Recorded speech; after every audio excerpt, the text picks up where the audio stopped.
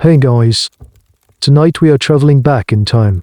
Not just to wander through the Parthenon or listen to Socrates, but to do something far more personal and perilous. We're going to try and live a day as an upper-class Athenian woman, attempting to meet the impossible beauty standards of ancient Greece. Spoiler alert, it's less about philosophy and more about lead poisoning and goat hair. You'll see.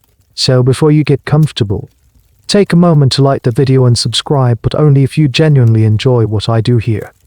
And as always, I'd love to know where you're listening from. Drop your city and the time in the comments below. It's always a quiet thrill to see our little community scattered across the globe, all settling in for the night. Now, dim the lights. Maybe turn on a fan for that soft background hum. And let's ease into tonight's journey together. The first thing you notice is not the light, but the quiet chill in the air. You're lying on a simple wooden couch. A cloin, covered with coarse linen sheets. The sun is rising somewhere outside, but you wouldn't know it from in here. This is the gynaeceum, the women's quarters, tucked deep into the heart of your Athenian home. The light that does find its way to you is thin and grey, filtering through a high, narrow slit in the wall that serves as a window. It's more of an air vent, really. The real light in your world, even in these early hours, often comes from the gentle flicker of an olive oil lamp, leaving a faint, slightly smoky, and not unpleasant scent in the air. You stir, and the movement is the only sound in the room. This is your domain, a space of looms, wool baskets, and clay pots. It is your world, and in many ways, your cage. For a respectable woman of your status, the wife of a citizen, this is where life is lived. The bustling agora, the sun-drenched gymnasiums, the lively political assemblies, those are for your husband.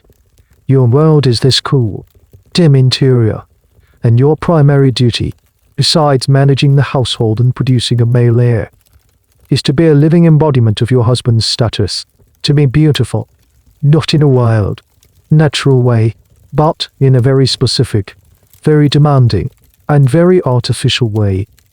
The first step in this daily ritual is to wait before the men of the house. A slave girl, perhaps only a few years younger than you, enters silently.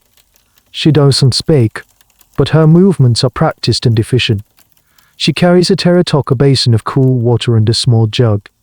She moves to your side, waiting for you to sit up. There is no morning stretch, no idle yawn. The moment you are conscious, the performance begins. Today, like every day, you must transform yourself from the woman who slept into the ideal who will be seen. The very air you breathe seems to whisper the rules.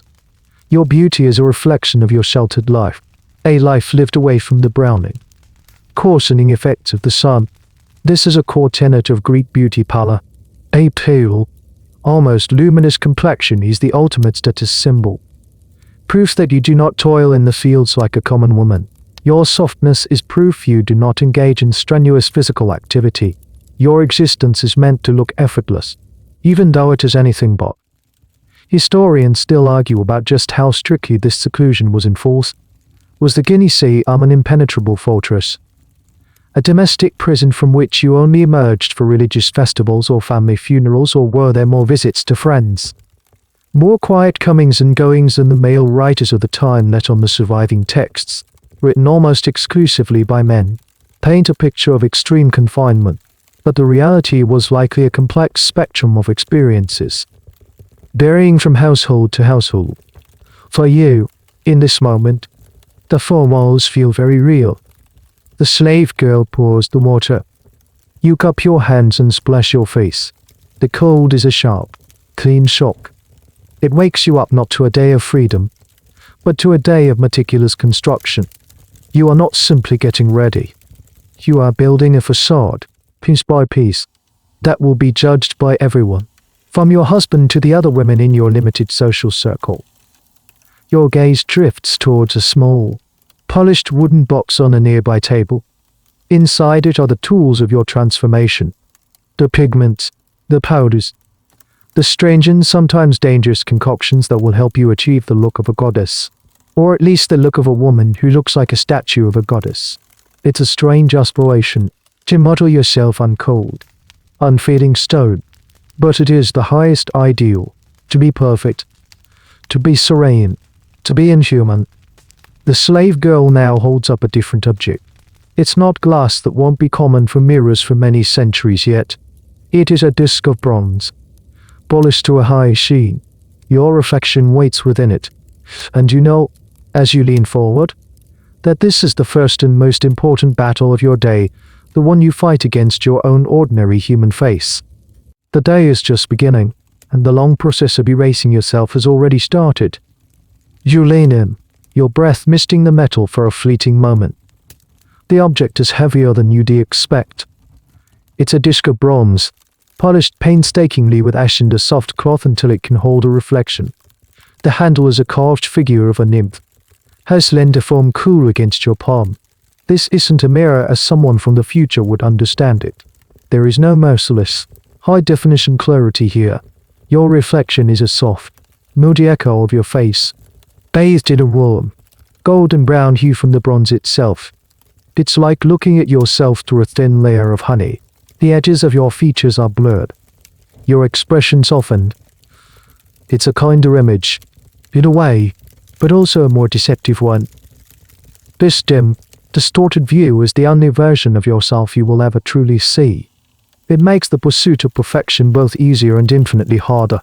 Easier, because small blemishes or uneven skin tones might be lost in the metallic haze. Harder, because you are working towards an ideal you can never accurately check. You are painting a masterpiece on a canvas you can only glimpse in twilight. You apply your cosmetics based on feeling and practice, hoping the final result in the bright light of day matches the flawless image in your mind. And what an image that is! Your society's concept of beauty isn't just a preference, it's an entire philosophical framework. The term they use is kalokogathia. It's a compound of two words, kalos, meaning beautiful, and agathos, meaning good or virtuous.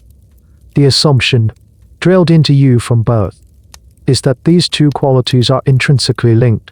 A beautiful exterior is seen as a direct reflection of a noble, orderly, and virtuous soul.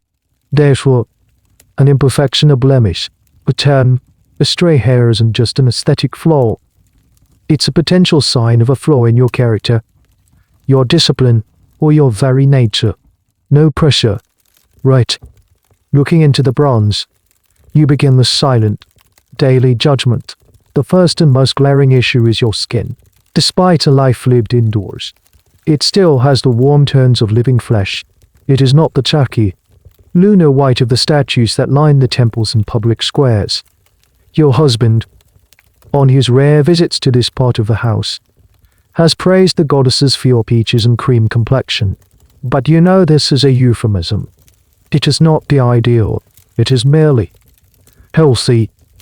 And health, in this context, is not the goal. The goal is an ethereal pallor that screams to the world this woman does no work. She is a treasure, a possession, kept safe from the vulgarities of the sun. Next, your eyes move to your eyebrows. They are fine, and they are arched, but there are two of them. A distinct, clear gap sits above the bridge of your nose. To the modern eye, this is normal. To the Athenian eye, it is a statement of bland simplicity. It lacks intensity. It lacks character. The most desirable women, the most intelligent and passionate beauties, are said to possess a sin offers a single, continuous brow that flows from one temple to the other. A unibrow. You've seen it on statues. You've heard it praised in poetry. Yours is a blank space, a missed opportunity for greatness. Your lips have a natural, pale rose color, but they lack the vibrant, just bit unstain that suggests fertility and life. Your cheeks, though soft, are not perfectly round, nor do they carry the delicate flush that artists use to signify youthful innocence. Your reflection in the bronze mirror becomes a map of your own inadequacies, a project plan for the day's labors. Historians and archaeologists still puzzle over the psychological effect these mirrors had. Did the hazy, indistinct reflection create a kind of self-image dysmorphia, where a woman's perception of her own face was forever vague and malleable? Some scholars propose that this lack of a crystal-clear reflection is precisely why the idealized art was so powerful. The sculptures of goddesses weren't competing with a high-resolution reality. They were the only clear, sharp, and perfect images of the female form available. The statues weren't just art, they were the visual definition of beauty. And the bronze mirror was the foggy, inadequate tool you used to try and measure yourself against them. The slave girl is still standing beside you, her expression unreadable, her own face is a different story. She is probably from Thrace or Scythia, captured in a raid or born to enslaved parents. Her skin is darker than yours, browned by the sun from Erin's run in the courtyard. Her eyebrows are what they are. No one expects her to be a work of art. Her value is in her labor, not her appearance. In this moment, she is both your assistant and a living reminder of the very standard you are trying to escape. Her sun-darkened skin is the mark of her lust, as your pallor is the mark of yours. It's a cruel, silent language spoken by the skin. You sigh, a quiet exhalation of resignation. The judgment is over. The verdict is and you are a human, and today you must become a symbol. You signal to the girl with a slight nod of your head. She understands immediately. She turns and picks up a small, lidded terracotta pot from the table. It's heavy for its size. She brings it to you and removes the lid. Inside is a dense, white, almost greasy-looking cake of powder. It looks like chalk, but you know it's far more complex and far more dangerous than that. This is your foundation. This is the canvas on which the illusion will be painted. It is called Ion in Greek. We know it by its more common name Ceus, white lead, and it's the first tool you will use to begin erasing the woman in the mirror. Before you even touch the white powder, your mind drifts to them, the statues. You've seen them on your rare, escorted trips to the Acropolis for religious festivals. They are inescapable, the silent, judging celebrities of your will. There's the monumental Athena by the NOS, once towering inside the temple, a vision of gold and ivory. But mostly, you think of the marble ones that populate the public spaces and sacred grounds, the core statues from a century or so ago, with their stiff smiles and intricately braided hair. And of course, the more recent, more famous depictions of Aphrodite, the goddess of love and beauty herself. You think of the work of the sculptor Praxiteles, who, according to rumor, used his lover, the famous courtesan Phryne, as a model for the first completely nude statue of the goddess, the Aphrodite of Gynaeceum. The story is scandalous, whispered among women in the privacy of the gynaeceum, a mortal woman's body, displayed for all to see, albeit immortalized as a goddess. The statue itself became an object of legend, so lifelike and alluring that men were said to fall desperately in love with it. These sculptures are the bedrock of your beauty standards. They are the 3D, life-sized instruction manuals. They teach you how a body should be proportioned, how a face should be structured, how an expression should be held. On the most immediate, most striking lesson they teach is one of form and feature. They present an ideal of perfect symmetry. The forehead is a smooth, low plane. The nose is perfectly straight, descending from the forehead in an unbroken line, a feature we now call the Grecian nose. The eyes are large, almond-shaped, and sit wide apart. The chin is small and pointed, and the mouth is a delicate, Cupid's bow. It's a look of serene, detached perfection. There are no laugh lines, no worry furs, no character marks. The expressions are placid, almost blank. It is the beauty of geometry, of divine mathematics. Philosophers like Plato argued that the physical world was just a shadow of a higher, perfect world of forms. The statues are the closest you can get to that ideal. They are beauty purified, stripped of the messy, unpredictable realities of being human. But here's the funny thing. A little secret that you, in your time, wouldn't know. The brilliant, pristine white marble you see as the pinnacle of beauty is a lie, or rather, an accident of time. Archaeologists and scientists have discovered that in their heyday, these statues were not white at all. They were painted. Garishly, some might say. They were riots of color. Hair was often a vibrant blonde or reddish brown. Lips were painted red. Eyes were detailed with black and brown pigments. And their flowing robes were decorated with intricate, colorful patterns of green, blue, and saffron. They would have looked less like sterile, classical ideals and more like, well, giant, painted dolls. The academic world is still debating the full extent and purpose of this polychrome eye. Was it purely decorative, meant to make the statues more lifelike and engaging, or did the colors have specific symbolic meanings tied to the gods or the figures being depicted? The image of a stark white Parthenon is so ingrained in the Western imagination that accepting its original, colorful, almost gaudy appearance has been a slow process for art historians. For you, though, the white is all you see, and it reinforces the most important lesson of all, the importance of a pale, flawless complexion. The marble is smooth, and so your skin must be smooth. The marble is white, and so your skin must be white. This pursuit of a statue-like ideal has a profound effect on how you perceive your own body. Your husband and his friends spend their afternoons at the palestra or the gynaeceum. Naked, boiled, and exercising, they celebrate the male body in motion, tense muscles, taut skin, the athletic physique of a warrior or an Olympian. Their beauty is active and dynamic. Yours is the opposite. It is a beauty of stillness. The ideal female form is softer, plumper, with less defined musculature. This isn't an aesthetic choice made in a vacuum. It is a direct reflection of your life. Your lack of muscle tone is a testament to your confinement. Your softness is the physical manifestation of your lack of freedom. You are beautiful because you are unused. So as you sit there, preparing to apply your makeup, you are not just trying to look pretty. You are trying to emulate a very specific and very cold ideal. You are striving to look like a painted stone carving that has been weathered by time into a state of pure, artificial whiteness. You are chasing an aesthetic that is defined by gods, sculpted by men, and fundamentally inhuman. It is a standard that requires you to erase your own living color, texture, and vitality, and replace it with the inert perfection of marble. The slave girl holds the pot of white lid steady. She knows the routine. She has seen it every day. She will see it every day until you are too old to care, or until the slow poison inside that very pot makes the ritual impossible. You take a deep breath, steeling yourself. It's time to become a statue.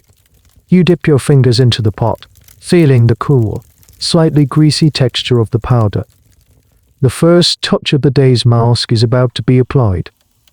The ideal of a pale complexion wasn't born from a love of marble statues alone. It was deeply rooted in the rigid social structure of your city-state. Your skin is a walking, talking billboard for your family's wealth and your personal virtue. In the sun-drenched landscape of Greece, a tan was the unavoidable mark of labor. It meant you worked.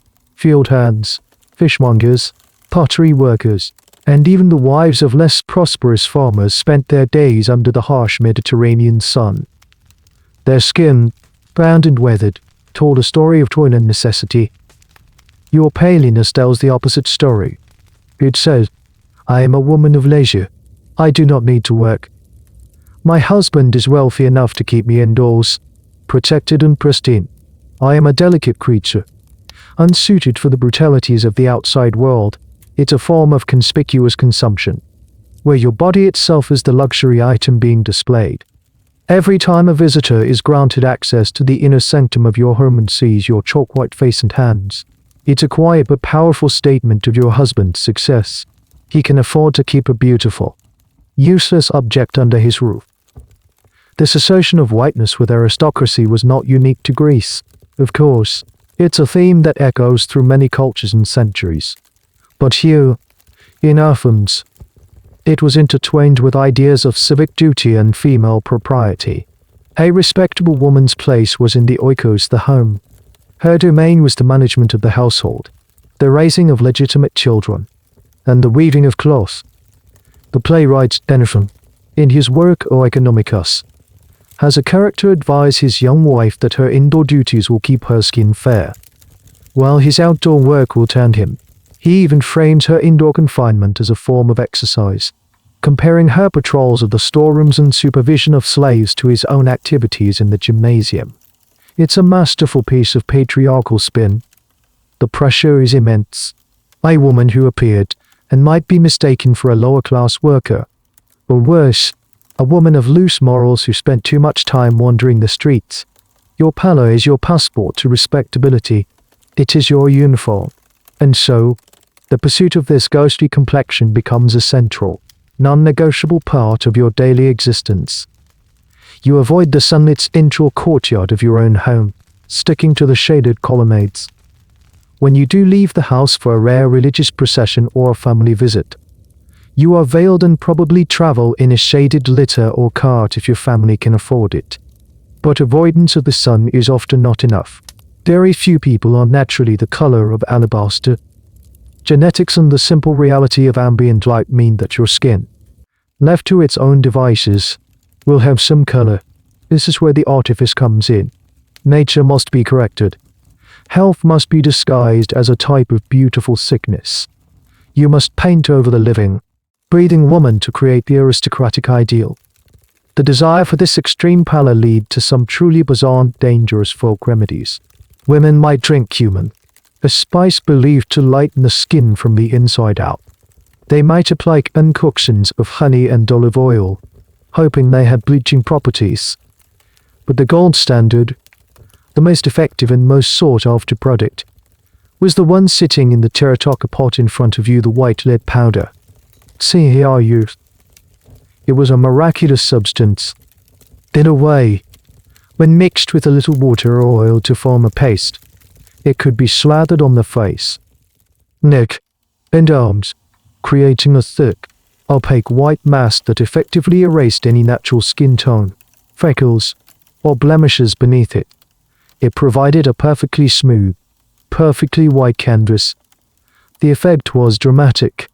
It could transform a face, making it look eerily like the polished marble you so admired.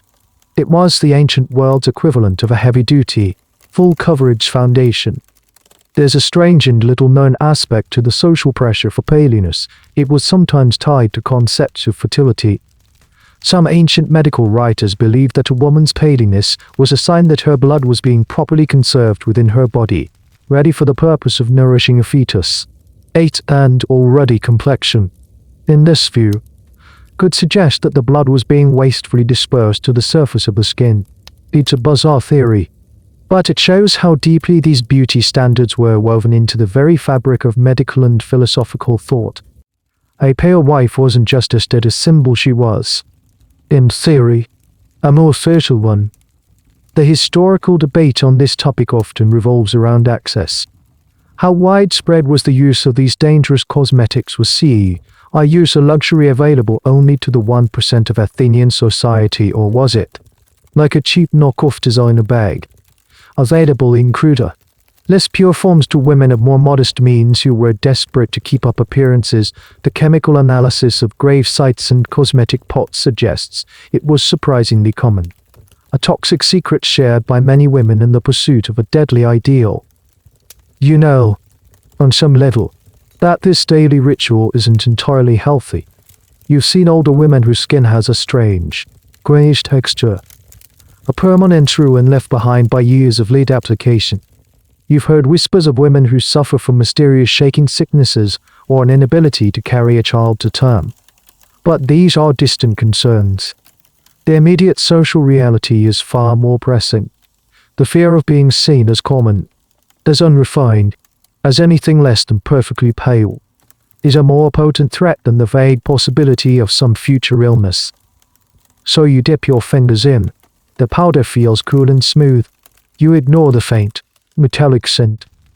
You look past your own reflection in the bronze mirror and focus on the ideal in your mind's eye, the goddess, The statue, the perfect, pale lady of the house, you are ready to paint.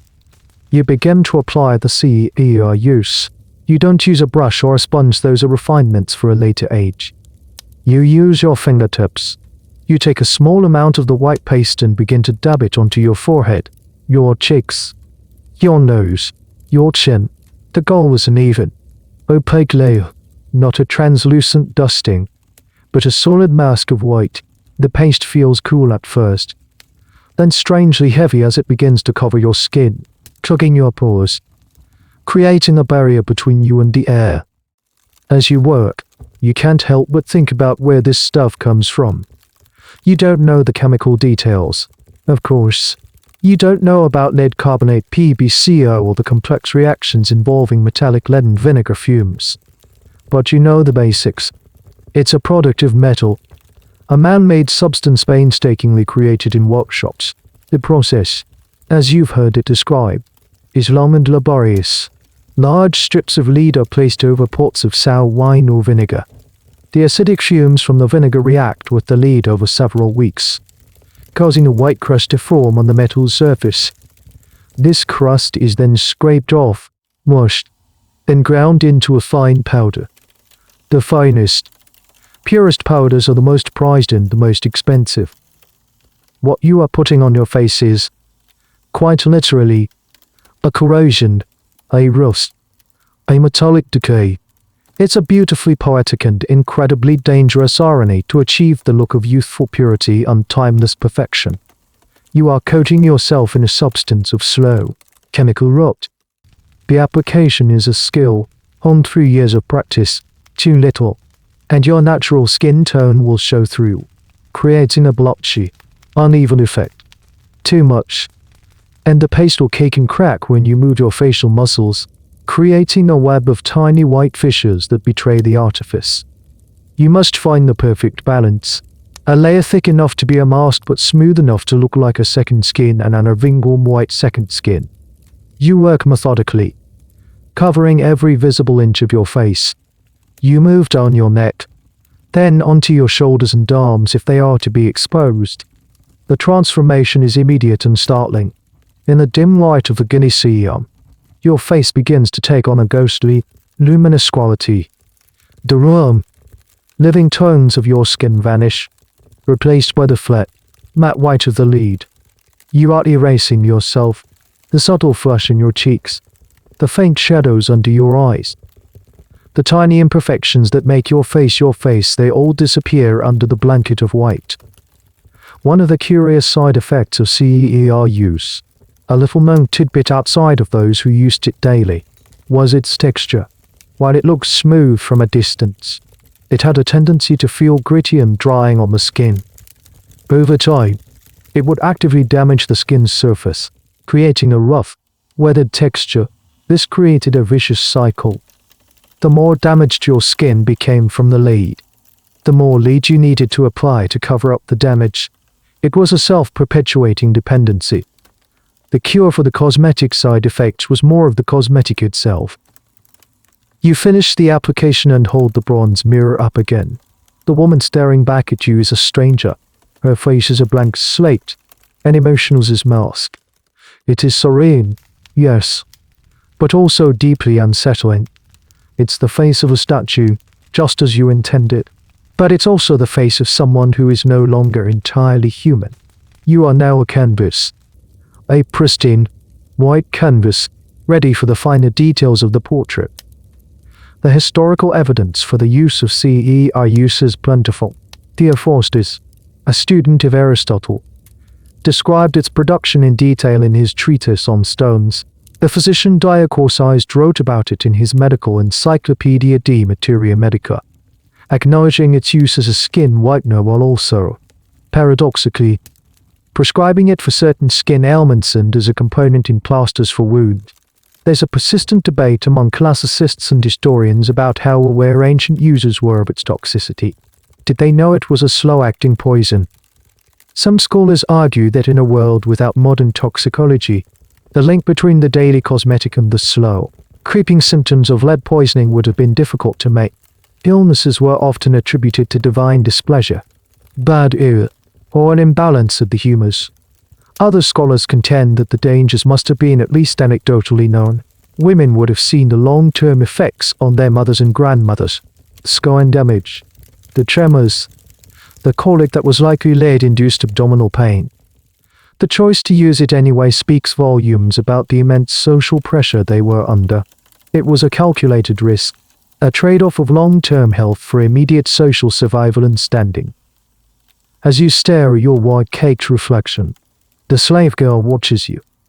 Her role in this is passive but essential. She prepares the tools. She holds the mirror. She will clean up afterwards. She is a silent witness to this daily act of self-erasure. Perhaps she uses a cheaper, cruder form of skin whitener herself. Or perhaps she simply uses charcoal bean flour paste for a less effective, but far safer, imitation of the aristocratic look. Or perhaps she does nothing. Her natural skin a quiet rebellion against the standards she is forced to help you uphold. The lid on your face feels tight as it dries. You consciously relax your muscles, careful not to smile or frown. The mask is in place. It is a shield, a statement. Under cage, you have successfully hidden the living woman. Now, it's time to add the details that will bring the perfect, artificial woman to life.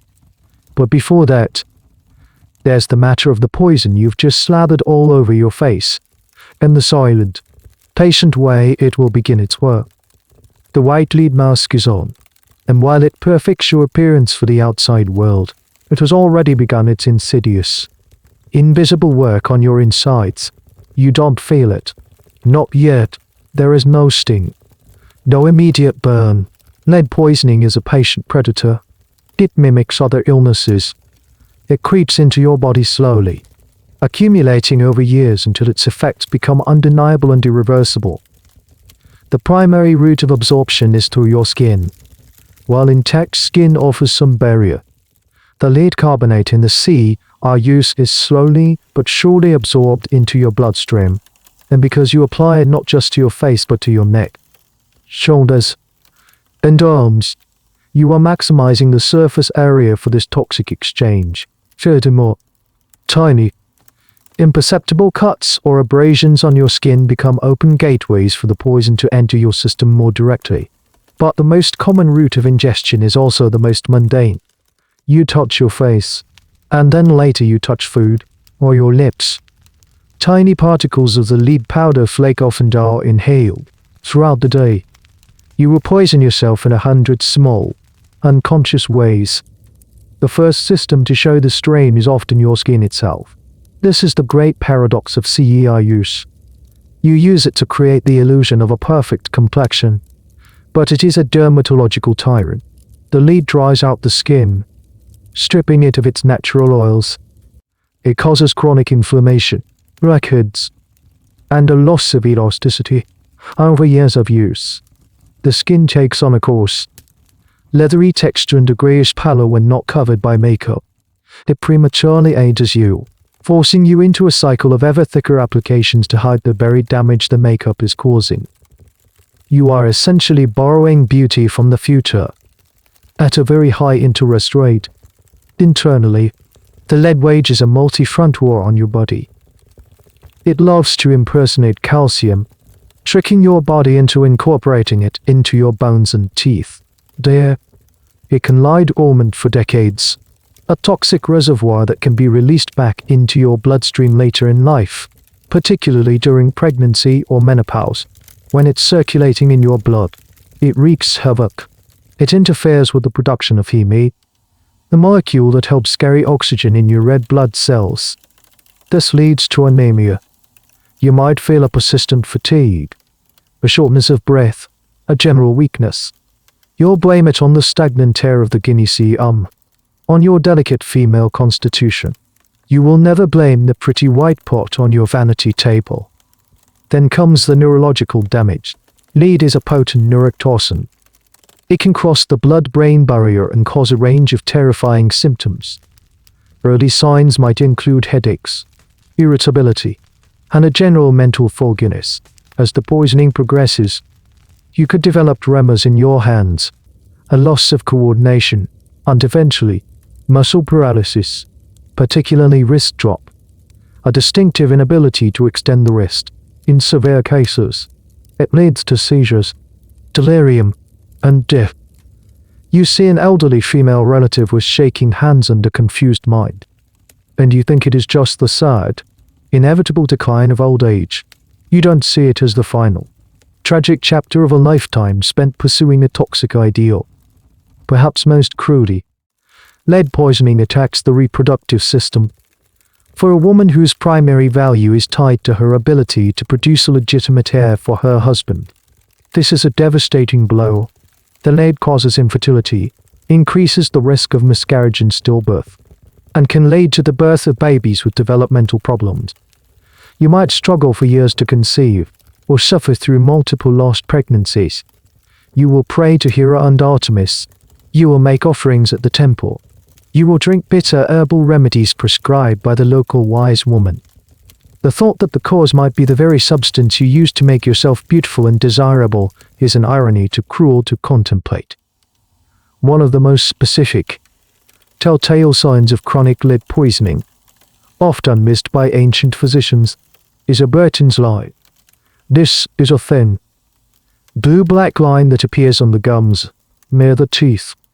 It's caused by a reaction between circulating lead and sulfur produced by oral bacteria. A slave girl might notice it as she helps you with your morning rituals, but she would have no idea what it signifies. It's a silent, internal tattoo, a mark of the poison's deep-seated presence. The academic debate here isn't about if lead is poisonous that settled science. The question is how ancient societies perceived this.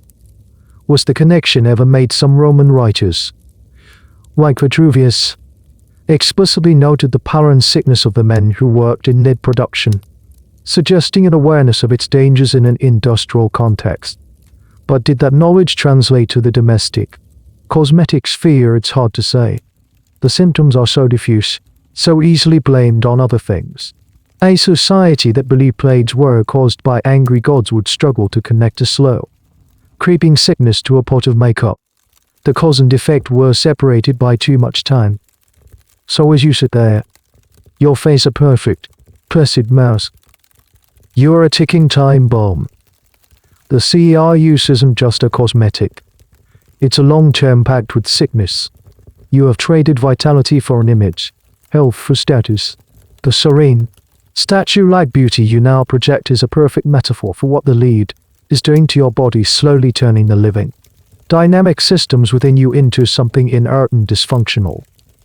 The mask of perfection you show the world is hiding a slow, internal decay. And now that the canvas is primed and the poison is sinking in, it's time for the next, equally strange step in your transformation: the eyebrows. With your face now a ghostly white canvas, you turn your attention to your brows. This is where you don't erase, but create. This is where you add a feature so specific, so culturally significant, that it stands as one of the most bizarre and fascinating beauty trends in history. You are going to give yourself a unibrow. In the modern world, a unibrow, or synophrys, as the Greeks called it, is something to be plucked, waxed, or lasered into oblivion. It's seen as unkempt, a sign of letting oneself go. But in your world, the opposite is true. That small patch of hair connecting your two eyebrows is a mark of supreme beauty. It's not just an aesthetic preference, it's a signifier of character. A woman with a unibrow was considered more intelligent, more passionate, and more divinely beautiful than her separated brow sisters. Where did this strange idea come from? Like most things, it starts with the gods and the art they inspire. If you look at ancient depictions, from sculpted busts to painted pottery, you'll often see this feature on both gods and beautiful mortals. The philosopher Aristotle wrote about it, considering it a hallmark of female beauty. The satirist Petronius, writing a few centuries later in Rome, which inherited many Greek beauty ideals, described the captivating sorceries as having eyebrows that almost met. The message was clear: the most desirable brows were bold, dark, and uninterrupted. The unibrow projected an intensity that a pristine, popped look could never achieve. In a society where women were expected to be passive and serene, the unibrow was a subtle, socially acceptable way to signal a fiery, passionate nature lurking beneath the surface. It was a hint of the untamed, a touch of wildness in an otherwise highly controlled and artificial appearance. It suggested a depth of emotion and a sharp intellect. To have two separate eyebrows was to look simple, uninspired, perhaps even a bit dim-witted. You lean closer to your bronze mirror, assessing the gap above your nose. It feels like a void, a declaration of your own averageness. Nature has failed you in this small but crucial detail, so you must correct it. The slave girl knows what's needed. She hands you a small stone pellet and a tiny stick. On the pellet is a black powder. This powder could be one of several things. The most common was coal, a dark powder made from finely ground antimony sulfide or, sometimes, black lead sulfide. So yes, if you dodge the poison in your foundation, you might get a dose of it in your eye makeup. Other options included powdered charcoal from wood or nuts, or even soot scraped from the inside of an oil lamp. You mix this powder with a little oil or water to create a thick, dark paste. This is where the artistry comes in. You can't just draw a black line across your forehead. It has to look natural, or at least, as natural as a painted-on unibrow can look. You use the stick to carefully darken your existing eyebrows, making them bolder and more defined. You extend their inner edges, slowly, casually, closing the gap. You fill the space over the bridge of your nose with delicate, hair-like strokes, trying to mimic the look of real growth. It's a painstaking process. One shaky movement and you have a comical black smudge instead of a mark of sophisticated beauty. The historical debate around the unibrow is a lively one. Some scholars argue that it was a much more niche or exaggerated trend than we believe, perhaps confined to very specific time periods or social groups. Like courtesans who favored more dramatic looks, they point to the many statues and vase paintings that show women with two very distinct eyebrows. Others argue that its prevalence in literature and in certain key artistic pieces proves it was a widespread and powerful ideal, even if not everyone achieved it. They suggest that, like modern runway fashion, it was an extreme ideal that influenced more subtle, everyday trends. Perhaps women would simply extend their brows slightly inward, without fully connecting them. For the truly committed or the naturally hair-impaired, there was a more extreme option, a strange and wonderful piece of ancient cosmetic trivia. You could create a false unibrow out of goat hair. Yes, goat hair. You would take a small patch of black or dark brown goat hair, trim it to the right shape, and then glue it into place between your eyebrows. And what did you use for glue? Tree resin. You would literally stick a small, furry patch of animal hair to your forehead with sap. One can only imagine the practical difficulties. A hot day, a bead of sweat, and your mark of intellectual superiority might just start to slide down your nose. It gives a whole new meaning to a wardrobe malfunction. You, thankfully, have enough natural brow to work with, so you stick to the coal paste. You meticulously paint in the missing link. You darken. You shape. You connect. Finally, you lean back to assess your work in the dim reflection of the bronze. There it is. The intense, unbroken light. Your face is instantly transformed. The blank, placid look from the white lead is now anchored by this dark, dramatic feature. Your expression seems more focused, more serious, intelligent, or so you tell yourself. You have now successfully mimicked the features of a statue, its pale color and its distinct facial features, while adding a touch of what your culture considers passionate humanity. You've layered poison on your skin and painted a lie on your brow. The face in the mirror is less you than ever. But it is closer to the ideal. It is a work of high maintenance, high-stakes artifice. The construction is not yet complete. The ghostly white mask needs a touch of life, a hint of color to make the illusion of natural beauty complete. Now that you've forged the dramatic, intelligent unibrow, Your face is a stark landscape of black and white. It's dramatic, yes, but it's also a bit terrifying.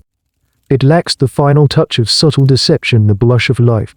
A completely white face might suggest aristocracy, but it could also suggest actual illness or even death, which is not quite the look you're going for. The goal is to look like a statue that has been artfully painted to appear alive or curated, controlled vitality. So you must add color back into the mask you've just created. This color is meant to signify youth, health, and fertility, but in a very contained and delicate way. You're not aiming for a vibrant, rosy-cheeked, just ran through a meadow look. That would imply you've been outside, which defeats the purpose of the pale foundation. Instead, you want a soft, subtle flush on the cheeks and a stain on the lips that looks natural, even though it is anything but. The slave girl presents you with another small pot, this one containing a reddish powder. This is your blush and lipstick, a multi-purpose product. The source of this color is far more wholesome than the lead you've caked on your face. It's usually derived from plants or earthy clays. The most common source was the root of the oak tea plant, which produces a beautiful red dye. Women would also use crushed mulberries, the juice of beets, or red ochre clay, ground into a fine powder and mixed with a little olive oil or beeswax to create a paste. You take a small amount of the red paste on your fingertip. First, the cheeks. You apply the color high on the cheekbones, not in the apples of your cheeks.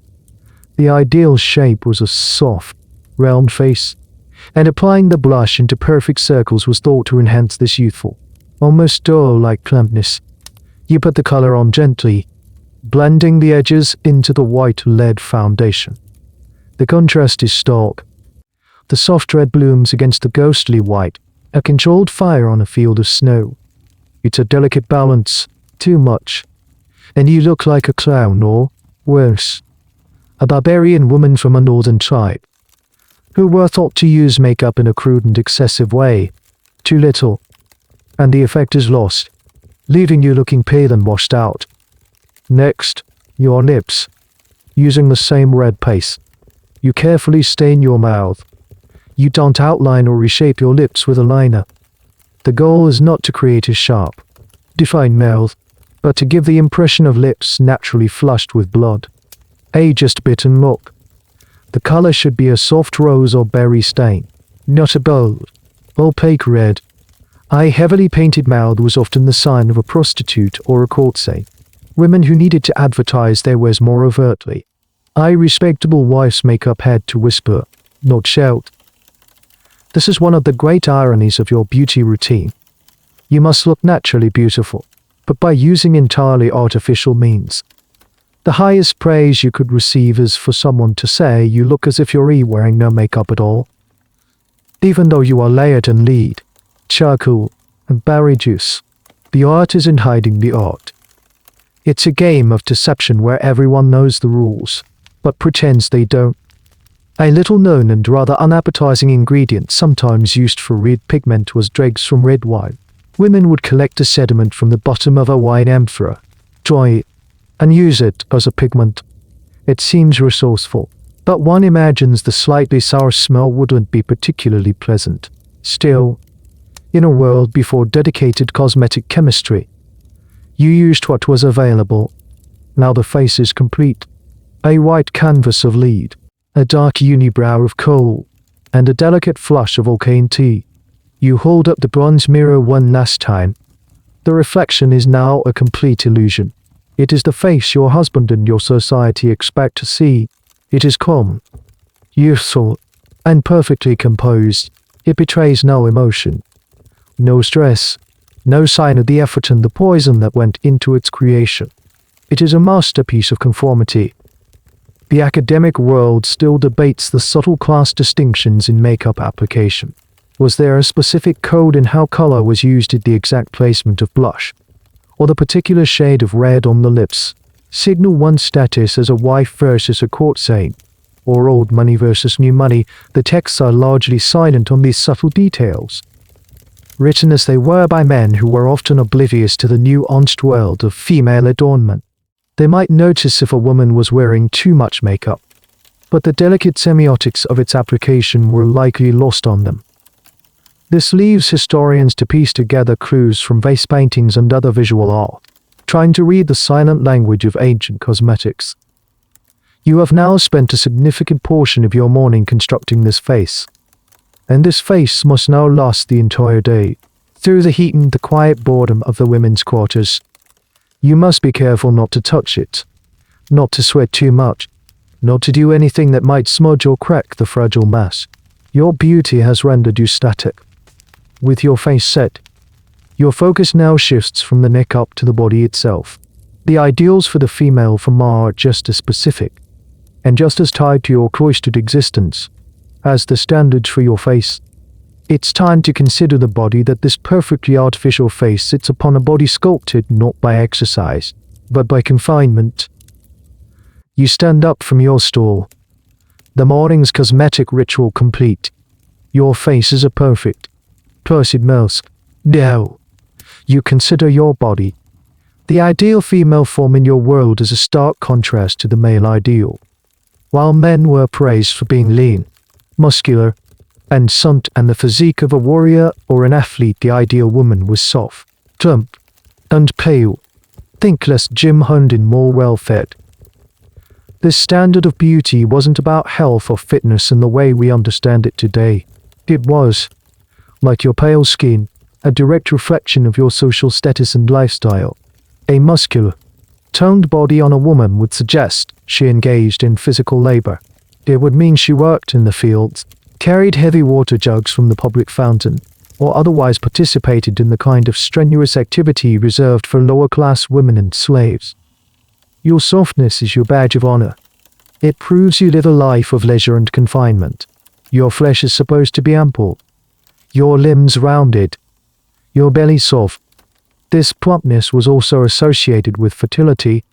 A fuller figure was seen as a sign that a woman was healthy enough and had enough bodily resources to conceive and bear children, in a society obsessed with producing legitimate heirs to carry on the family line and the citizenry. A fertile-looking body was a beautiful body. You can see this ideal reflected in sculpture. While the goddesses are not depicted as overweight, they are never shown with ripped tibias or sinewy, athletic limbs. They are rendered with soft stomachs, full hips, and a gentle roundness to their arms and legs. They are idealized, but their ideal is one of soft, serene abundance, not athletic power. This body shape is not something you achieve through diet or a specific exercise regime. There are no gyms for women, no ancient Greek yoga classes. In fact, your lifestyle is almost perfectly designed to create this exact body type. You spend the vast majority of your days inside the gynaeceum, your world largely confined to a few rooms and a small, enclosed courtyard. Your primary activity is weaving. You spend hours sitting or standing at the loom, a task that requires skill and patience, but not a great deal of cardiovascular effort. Your diet is also a factor. The Greek diet was generally modest, based on grains, olives, figs, and wine, with meat being a rare luxury. But as the wife of a prosperous citizen, you would have eaten better than most. You would have had more access to bread, cheese, fish, and the occasional portion of meat from a religious sacrifice. Your caloric intake, combined with your sedentary lifestyle, would naturally lead to a softer, less muscular physique. You are, in essence, being sculpted by your own gilded cage. There is a fascinating and often overlooked aspect to the Greek perception of the female body. It was considered to be a cooler and wetter version of the male body. Ancient medical theory, based on the concept of the four humus blood, phlegm, yellow bile, and black bile, saw men as being naturally hot and dry. This heat was what made them active, rational, and physically powerful. Women, on the contrary, were seen as being cool and moist. This wetness made them passive, emotional, and physically soft. It's a completely bizarre and unscientific view, but it permeated all of Greek thought. Your soft, plump body was seen as physical proof of this humoral theory. You were beautiful because you were conforming to your natural female state, as defined by male philosophers and physicians. The academic debate on this topic often centers on the tension between the ideal and the reality, while the artistic and literary ideal was one of soft plumpness. Were all women who met this standard considered beautiful, and what about women who were naturally thin? Some scholars argue that the softness was more about a lack of muscle tone than actual fat, a celebration of the undisturbed body. Others suggest that there was likely a sweet spot plump enough to signify wealth and fertility, but not so large as to be considered ungainly or a sign of pure self-control, which was a male virtue. It's a fine line to walk, and with no real way to control your body shape through modern means, you were largely at the mercy of your own metabolism and your cloistered environment. This ideal of softness also dictated that your body should be smooth, not just your face, but your entire body was expected to be free of hair. A smooth, hairless body was a sign of civilization, youth, and cleanliness. Body hair was associated with barbarians, satyrs, and the wild, untamed aspects of nature. It was considered masculine and unattractive on a woman. This meant that another painful, time-consuming ritual awaited you: the war against body hair. Every part of your body, from your legs and underarms to your pubic region, was supposed to be as smooth as a polished stone. So as you stood there, in the quiet of the gynaeceum, you were acutely aware of your own form. You pinched the soft flesh at your waist. Is it oft enough? Is it too soft? It's a silent judgment with no clear answers. Your body is not truly your own. It is a symbol, a vessel, and its shape is dictated by a complex web of social expectations, philosophical theories, and the very architecture of your home. It is a body shaped by an action. Then no, you must prepare for the very painful action required to make that body perfectly smooth. The battle for beauty is about to move to a new, and particularly sensitive, front. Your physical form, shaped by a life of indoor stillness, must now be perfected. The final element of the classical ideal, after the pale face and soft physique, is smoothness. A completely hairless body was not just a preference, it was considered an absolute necessity for a beautiful, civilized woman. Hair was for men, for barbarians, for wild beasts and satyrs. A woman's skin was expected to be as smooth and uninterrupted as the surface of a marble statue. This obsession with hairlessness is darkly visible in art. Look at any statue of Aphrodite or any other goddess. They are always depicted with smooth legs, smooth underarms, and a complete absence of pubic hair. It is an ideal of prepubescent, almost childlike purity, imposed upon the body of an adult woman. The message is clear: the ideal woman is one who has been tamed, civilized, and stripped of any trace of wild, animal nature. The pressure for this was immense and crossed social boundaries. Well, the full, time-consuming routine of lead makeup might have been the purview of the upper classes. Hair removal was practiced more widely. It was a fundamental marker of femininity and refinement. The poet Ovid, writing a few centuries later in a Roman culture that adopted this Greek standard, bluntly advised women, "Let no rude goat find his nest in your armpits, and let not your legs be rough with bristling hairs." The language is harsh, directly comparing body hair to a wild animal. So how do you achieve this state of perfect, porcelain smoothness? There is no easy or painless way. This is not an era of disposable razors, gentle waxing strips, or laser hair removal. The methods available to you are messy, often painful, and in some cases, downright dangerous. It is a true war of attrition, fought against your own biology. You signal to the slave girl. The next stage of your transformation requires a different set of tools.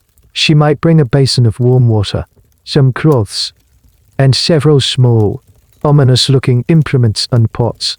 You have a few options, each with its own distinct drawbacks. The first, and perhaps most straightforward method, is clocking, using a small pair of bronze tweezers called tricholabes. You or your slave could sit for hours, painstakingly plucking out individual hairs from your legs, arms, and bikini line. It's effective, but monumentally tedious, and, depending on your pain tolerance, can range from uncomfortable to agonizing. Imagine the time it would take to clear an entire leg, one hair at a time. It's an almost meditative act of self-inflicted discomfort. Another option was shaving. But you don't have a finely honed steel safety razor. You have a no vaselet, which was essentially a small, curved bronze or iron knife. It was difficult to get a truly sharp, lasting edge on these soft metal blades, meaning they would be relatively dull by modern standards. Shaving with a dull blade is a recipe for nicks, cuts, and skin irritation. It would be a bloody and imperfect process, with a high risk of infection in a world without antibiotics. There was also a method of abrasion.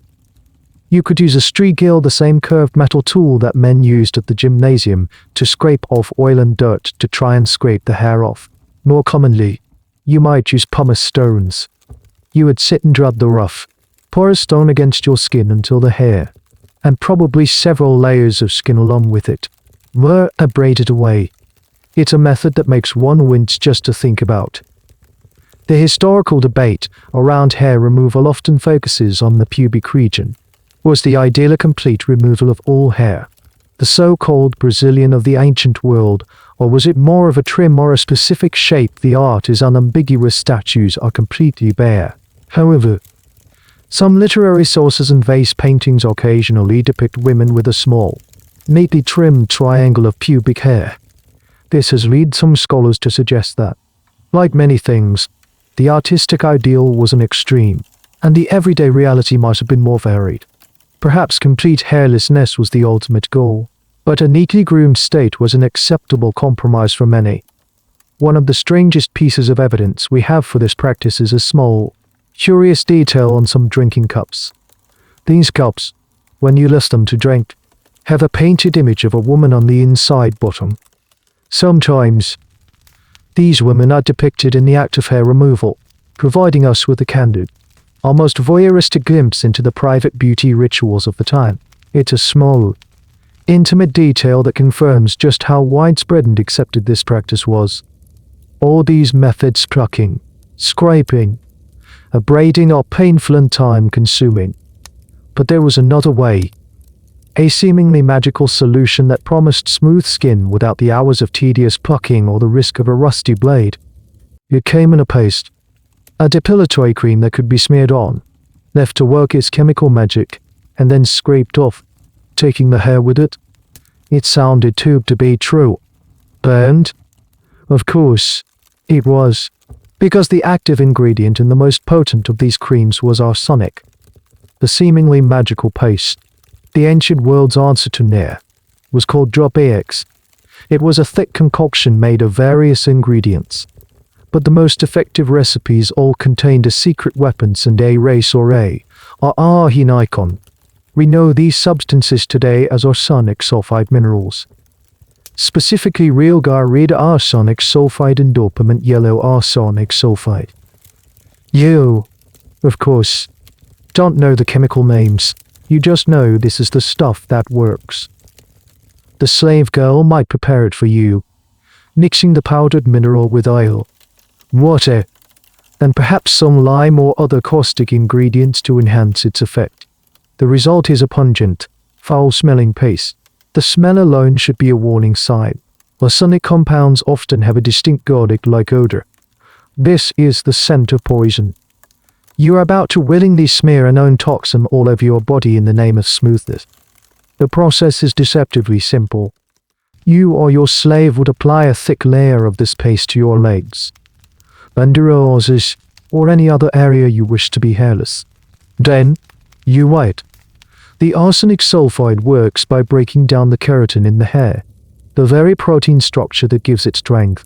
It essentially dissolves the hair shaft at the surface of the skin. After a set amount of time, and you had to be very careful not to leave it on for too long, the paste was scraped off with a strigil or a blunt blade. If all went well, the hair came away with it, leaving behind smooth, albeit irritated, skin. But all did not always go well. This was a brutal chemical assault on your body. Arsenic is not just poisonous if ingested, it's also highly toxic when absorbed through the skin. Every time you used this depilatory cream, you were administering a small dose of poison to yourself. The immediate side effects were often chemical burns. If the paste was too strong or left on for too long, it wouldn't just dissolve the hair, it would start to dissolve your skin, leading to painful red welts, blisters, and open sores. Imagine the agonizing calculation. You have to leave the paste on long enough to destroy the hair, but not so long that it destroys your skin. It's a terrifyingly fine line to walk. And the price of getting it wrong is excruciating pain and the risk of permanent scarring scars that would then defeat the entire purpose of achieving a flawless surface. Beyond the immediate burns, the long-term consequences of repeated arsenic absorption were just as grim as those from lead. Arsenic poisoning causes a host of horrifying problems: severe gastrointestinal distress, nerve damage leading to a pins and needles sensation or numbness in the limbs, skin lesions, and an increased risk of various cancers. You might suffer from chronic stomach pains or skin problems, never once connecting it to the foul-smelling pot you used to keep your legs smooth. You would be treating a cosmetic problem with a substance that created real, life-threatening medical problems. A strange and lesser-known fact about these depilatory pastes is that their formulas were often closely guarded secrets, passed down through families or sold by drug sellers pharmacopoeia in the marketplace. The physician diacorsized includes a recipe for one in his De Materia Medica, which calls for a mixture of lime, water, and orpiment. He clinically notes its effectiveness but gives little warning of its dangers, other than to say it should be washed off quickly. This highlights a common theme in ancient texts: efficacy was often prized over safety. The academic debate here revolves around the user's knowledge. Did women know they were using arsenic? The term arsenikon or arsenikon is the root of our modern word arsenic, so the name itself might have carried a connotation of potency or danger. Some historians argue that the immediate, painful feedback of chemical burns would have made the risks obvious, even if the long-term systemic effects weren't understood. The choice to use it anyway underscores the incredible societal pressure for hairlessness. It was a form of self-mutilation in the service of beauty. Others argue that, just like with lead, the connection between the paste and chronic illness would have been almost impossible to prove, allowing women to exist in a state of blissful, or perhaps willful, ignorance. You choose this method because it's faster than plucking and more effective than scraping. You grit your teeth as the slave applies the cold, stinking paste. You try to distract yourself, perhaps by thinking about the weaving patterns you need to finish. You feel the tingling sensation as the chemicals start to work.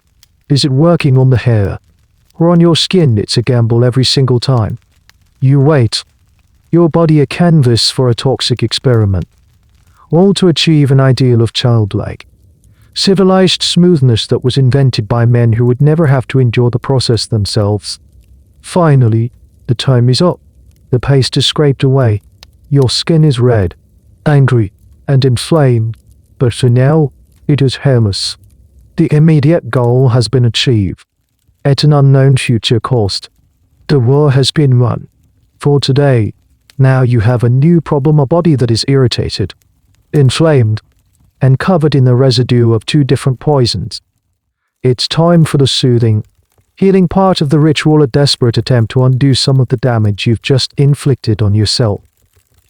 While the chemical warfare of the arsenic paste was a popular option for its sheer effectiveness, it wasn't the only path to smoothness. For those who feared the foul-smelling pot, or perhaps couldn't afford its ingredients, there were other methods that relied on more direct, and arguably more forthright, forms of torture. One of the more extreme, and thankfully less common, methods was singeing. Yes, exactly what it sounds like. This involved using the flame of an oil lamp or a candle. The idea was to quickly pass the flame over the hairy parts of the body, close enough to singe off the hairs but not so close as to cause a serious burn. It would have required incredible speed, precision, and a complete lack of reflexive flinching. The smell of bird hair would have been pungent and unpleasant, and the risk of setting your tunic, your hair, or your entire house on fire seems astronomically high. It's a method that speaks of either incredible bravery or incredible desperation. Then there was a precursor to modern waxing. Instead of a refined, cloth strip-based wax, you might use a sticky concoction of sugar and lemon, a method still used in the Middle East today, known as sugaring, or, more commonly in Greece, beeswax mixed with resin. This sticky plaster would be warm, applied to the skin, allowed to cool and harden, and then ripped off, pulling the hairs out by the root. It was brutally effective and had the advantage of lasting longer than shaving or depilatory creams. The pain, however, would have been intense. With no pre- or post-waxing care products, the trauma to the skin would have been significant, leading to redness, swelling, and a high likelihood of ingrown hairs and infection. These methods, tweezing, scraping, burning, and dripping, formed the painful arsenal in a woman's endless battle against her own body. A fascinating area of historical speculation is how these practices were learned and passed down. They weren't taught in a formal school. They were part of a hidden curriculum of femininity, passed from mother to daughter, from mistress to slave, or whispered between friends in the seclusion of the gynaeceum. It was a body of secret knowledge, a shared culture of pain endured in the name of a common goal. One of the most peculiar and debated aspects of Greek hair removal involves the lampade iron, or little torch hairstyle. This term refers to a specific style of female pubic hair grooming mentioned in the comedies of Aristophanes, in his play Lysistrata, where the women of Greece go on a sex strike to stop a war. One woman is criticized for not being properly plucked in to deduct for the party. Another character in his play, the Assemblies USA, he mentions singeing her undergrowth with a lamp. This has led scholars to believe that not only was hair removal common, but that specific shapes or styles might have been in vogue. The little torch might have referred to a style where most hair was removed, leaving only a small, pointed shape, resembling the flame of a lamp. It's a strangely specific detail that gives us a rare, comical, and very human glimpse into the intimate grooming habits of the time. So you have endured the ordeal. Your skin is now smooth, but it is also traumatized. It's red from the arsenic, rough from the pumice stone, or tender from the tweezers. The final stage of the bodily ritual is not one of construction, but of repair. You need to soothe the damage, to calm the angry skin, and to moisturize the flesh that you just spent the morning abusing with lead and poison. This is where the most iconic product of the ancient Mediterranean world comes into play: olive oil. The slave girl brings a small clay amphora of oil. This isn't the same coarse oil used for lamps. This is a finer, more fragrant version. Olive oil was the Swiss Army knife of the ancient world. You cooked with it, you lit your house with it, and you cleaned and moisturized your body with it. For you, after the harsh rituals of beautification, it is a necessary balm. You pour some of the cool, greenish gold liquid into your palm and begin to massage it into your skin. You rub it over your legs, your arms, your shoulders, anywhere that has been subjected to the depilatory assault. The oil immediately feels soothing. It calms the inflammation and provides a protective barrier over your raw skin. It helps to counteract the drying effects of the lid powder on your face and arms, restoring a semblance of moisture to the desert you've created. To make the experience more pleasant and to perfume your body, the oil was often infused with fragrances. You might add essence of roses, lavender, chamomile, or myrrh. This perfumed oil, Lamarin, was a luxury item. As you massage it in, the air fills with a pleasant floral or spicy scent, a welcome change from the metallic tang of lead and the garlic stench of arsenic. This final step is an act of self-care, a moment of gentle repair in a routine otherwise defined by pain and poison. It is an apology to your own body. You are now, finally, almost ready. Your face is a perfect mask. Your body is smooth and soft. You are perfumed and moisturized. You have successfully erased the real woman and constructed the ideal one.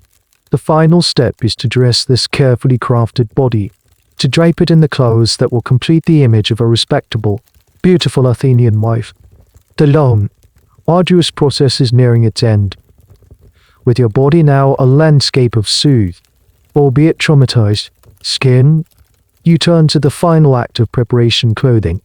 The art of dressing for an Athenian woman was not about intricate tailoring or a vast wardrobe of different garments. Your fashion was based on a simple, elegant principle: draping. You didn't wear clothes that were cut and sewn to a specific shape. Instead, you wore rectangles of fabric, skillfully folded, pinned, and belted to create a flowing, graceful silhouette. The primary garment for a woman of your class is the chiton. It's a large rectangle of fabric, usually fine linen for the wealthy, or coarser wool for the less so. Linen was prized for its lightness and its ability to hold intricate pleats, creating a sense of delicacy and movement. You lay the fabric out. To put it on, you would wrap it around your body. Bring the top edges together over your shoulders, and fasten them with a series of pins or brooches called fibulae. These weren't simple safety pins, they were often beautiful, decorative pieces of bronze or silver, sometimes shaped like animals or geometric patterns.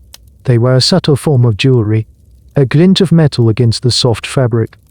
The sides of the chiton were either left open, creating a long slit that offered glimpses of the leg as you walked, or they were sewn together to create a more modest, tube-like garment. The style you choose might depend on your age, marital status, or the specific occasion. Over this, you would almost always wear a belt, or zone. The belt was crucial. It was what gave the shapeless rectangle of the chiton its form.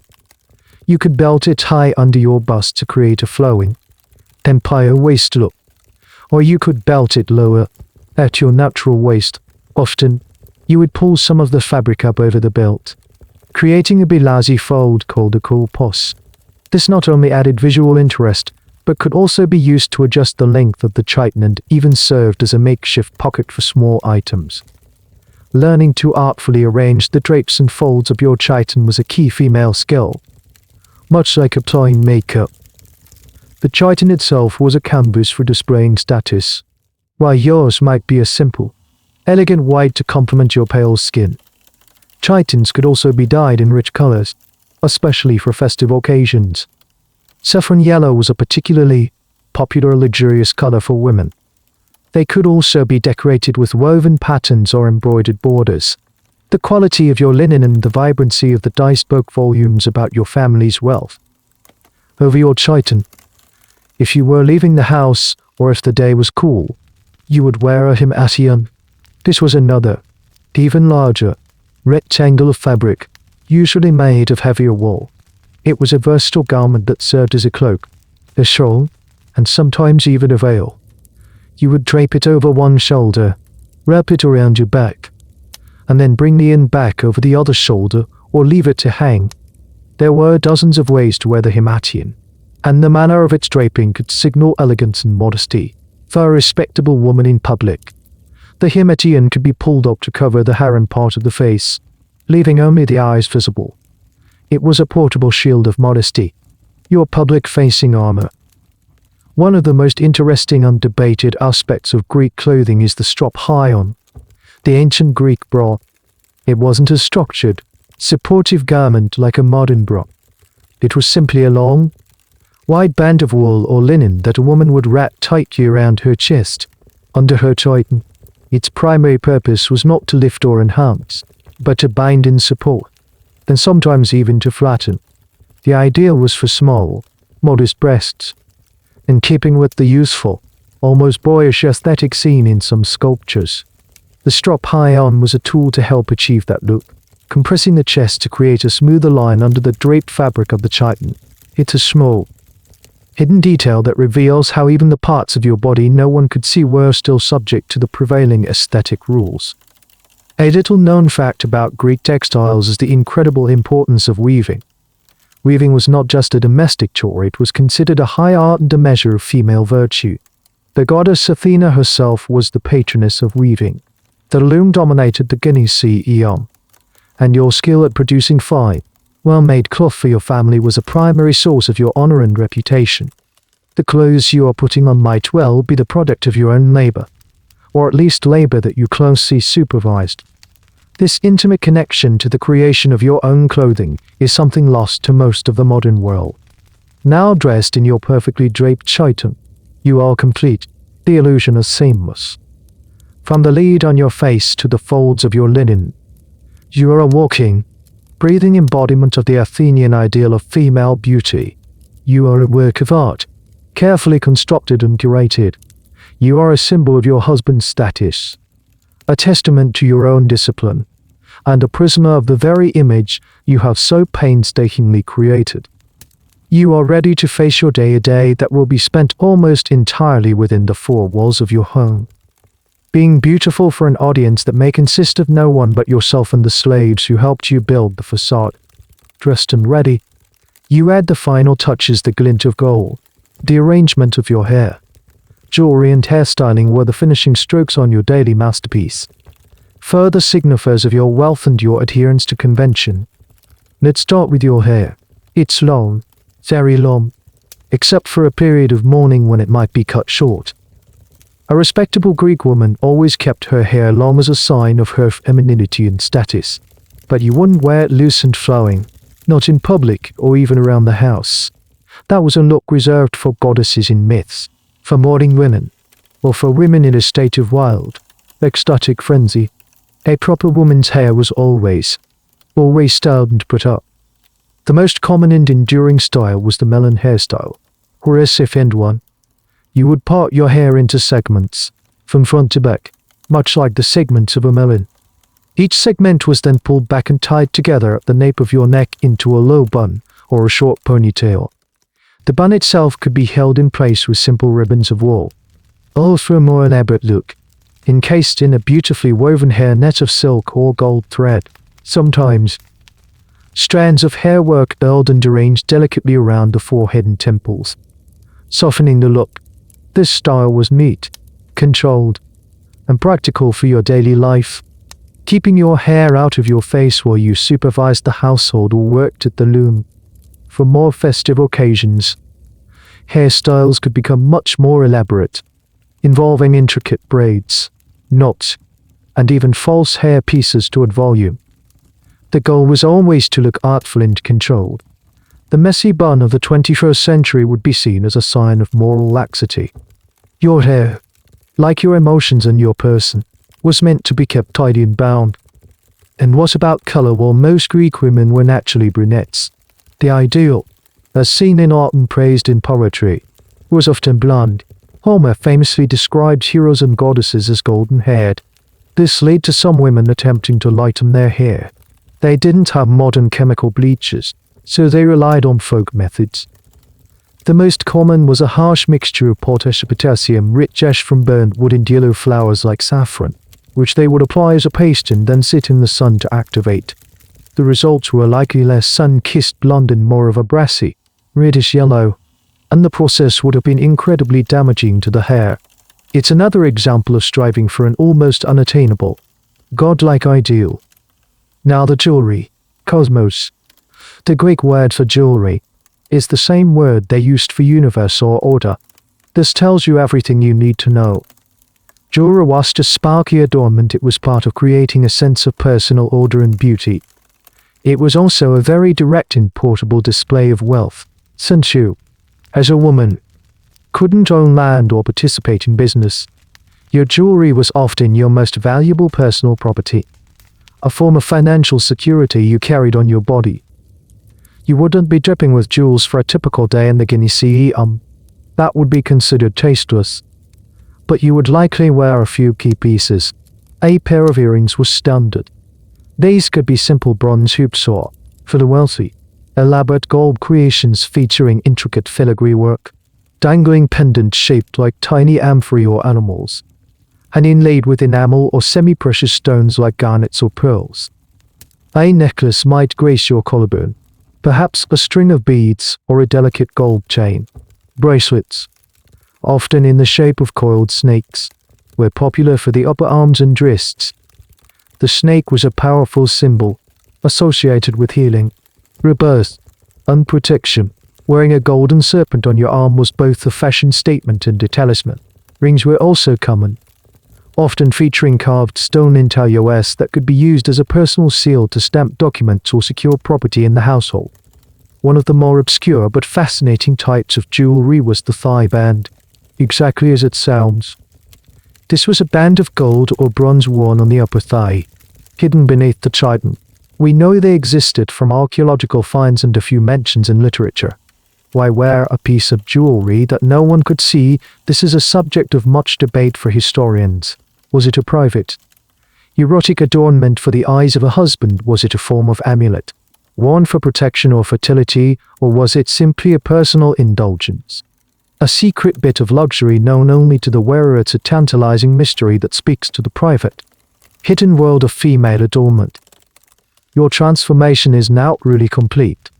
Your hair is perfectly coiffed, your ears adorned with gold, your arms clasped by serpents. Every single element of your appearance, from the part in your hair to the smoothness of your legs, has been carefully curated to project an image of ideal, respectable, and wealthy Athenian womanhood. You are a walking, talking status symbol, a domestic goddess in your own small realm. You catch your full reflection in the polished bronze surface of a door plaque. The image is hazy and golden, but the outline is clear. You look like the women on the painted vases. You have succeeded.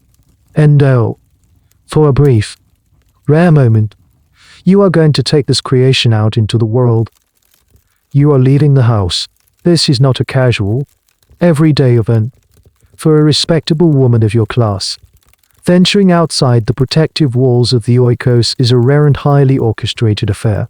You don't just decide to go for a walk or run to the store. Your movements are restricted, purposeful, and almost always supervised. The main socially acceptable reasons for you to be in public are for religious festivals, funerals, or perhaps a closely managed visit to the home of a female relative. Today, it's a festival that the Euphoria, perhaps a multi-day religious festival celebrated only by citizen women in honor of the goddesses Demeter and her daughter Persephone. It is one of the few times you are allowed, even encouraged, to gather in public with your peers, away from the direct supervision of men. The preparation for departure is like a small military operation. You don't just walk out the front door. You are an asset to be protected, your reputation a fragile treasure. A slave girl goes first, acting as a scout. You follow, your head and face partially covered by your himation. You've pulled the heavy woolen cloak up over your hair and draped it across your face, leaving only a narrow slit for your eyes. This is not just for modesty, it's a practical shield against the sun, helping to protect the precious pallor you spent all morning creating with lead. It also protects you from the unsolicited gaze of men in the street.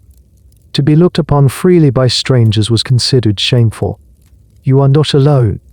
You are flanked by one or two slave attendants and perhaps an older male relative, like an uncle or your husband's trusted freedman, who acts as an escort. Your procession through the streets is slow and deliberate. You keep your eyes downcast, a sign of your modesty and virtue. The outside world is an assault on the senses after the cool, quiet demons of the gynaeceum. The sun is dazzlingly bright, the air thick with the smells of dust, animals, cooking fires, and the faint stench of open sewers.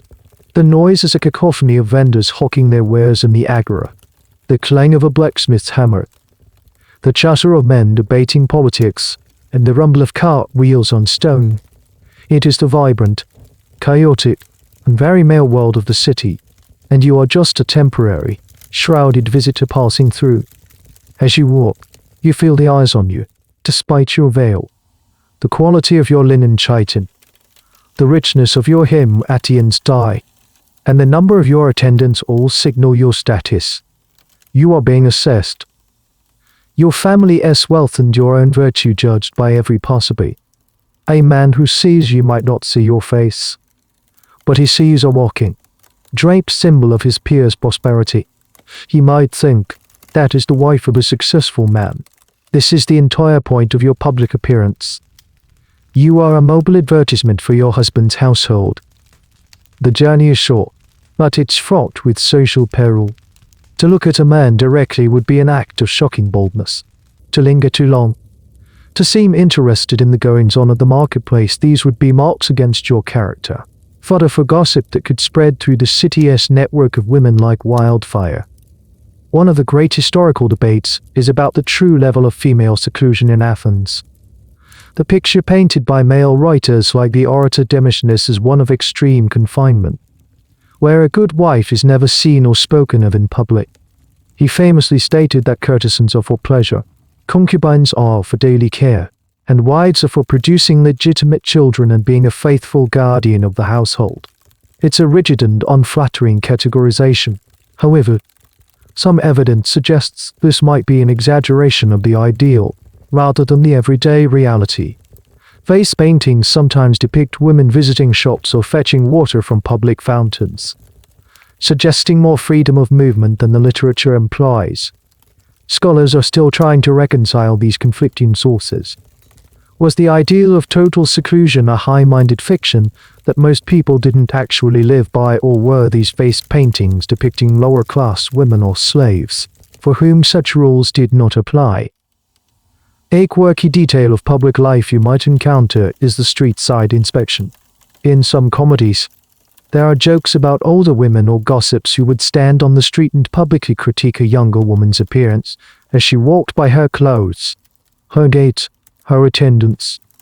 It's like a real-life fashion police, and a reminder that the most intense scrutiny often came not from men, but from other women, enforcing the same rigid standards they were all subject to. Finally, you reach your destination, the sacred precinct where the festival is held.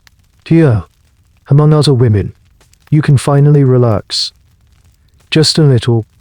You might lower your veil, greet your friends and relatives, and participate in the ancient rituals.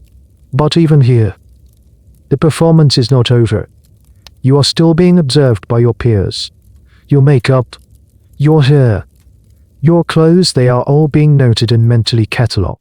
The competition is quieter here, more subtle than the loud world of men. But it is just as real. This brief excursion into the sunlit world is a stark reminder of your place. You are an indoor creature, a treasure meant to be kept under lock and key, brought out only for special occasions. The beauty you have so carefully constructed is not for your own enjoyment. It is for the honor of your husband, the judgment of society, and the maintenance of a social order that keeps you beautiful, admired, and caged.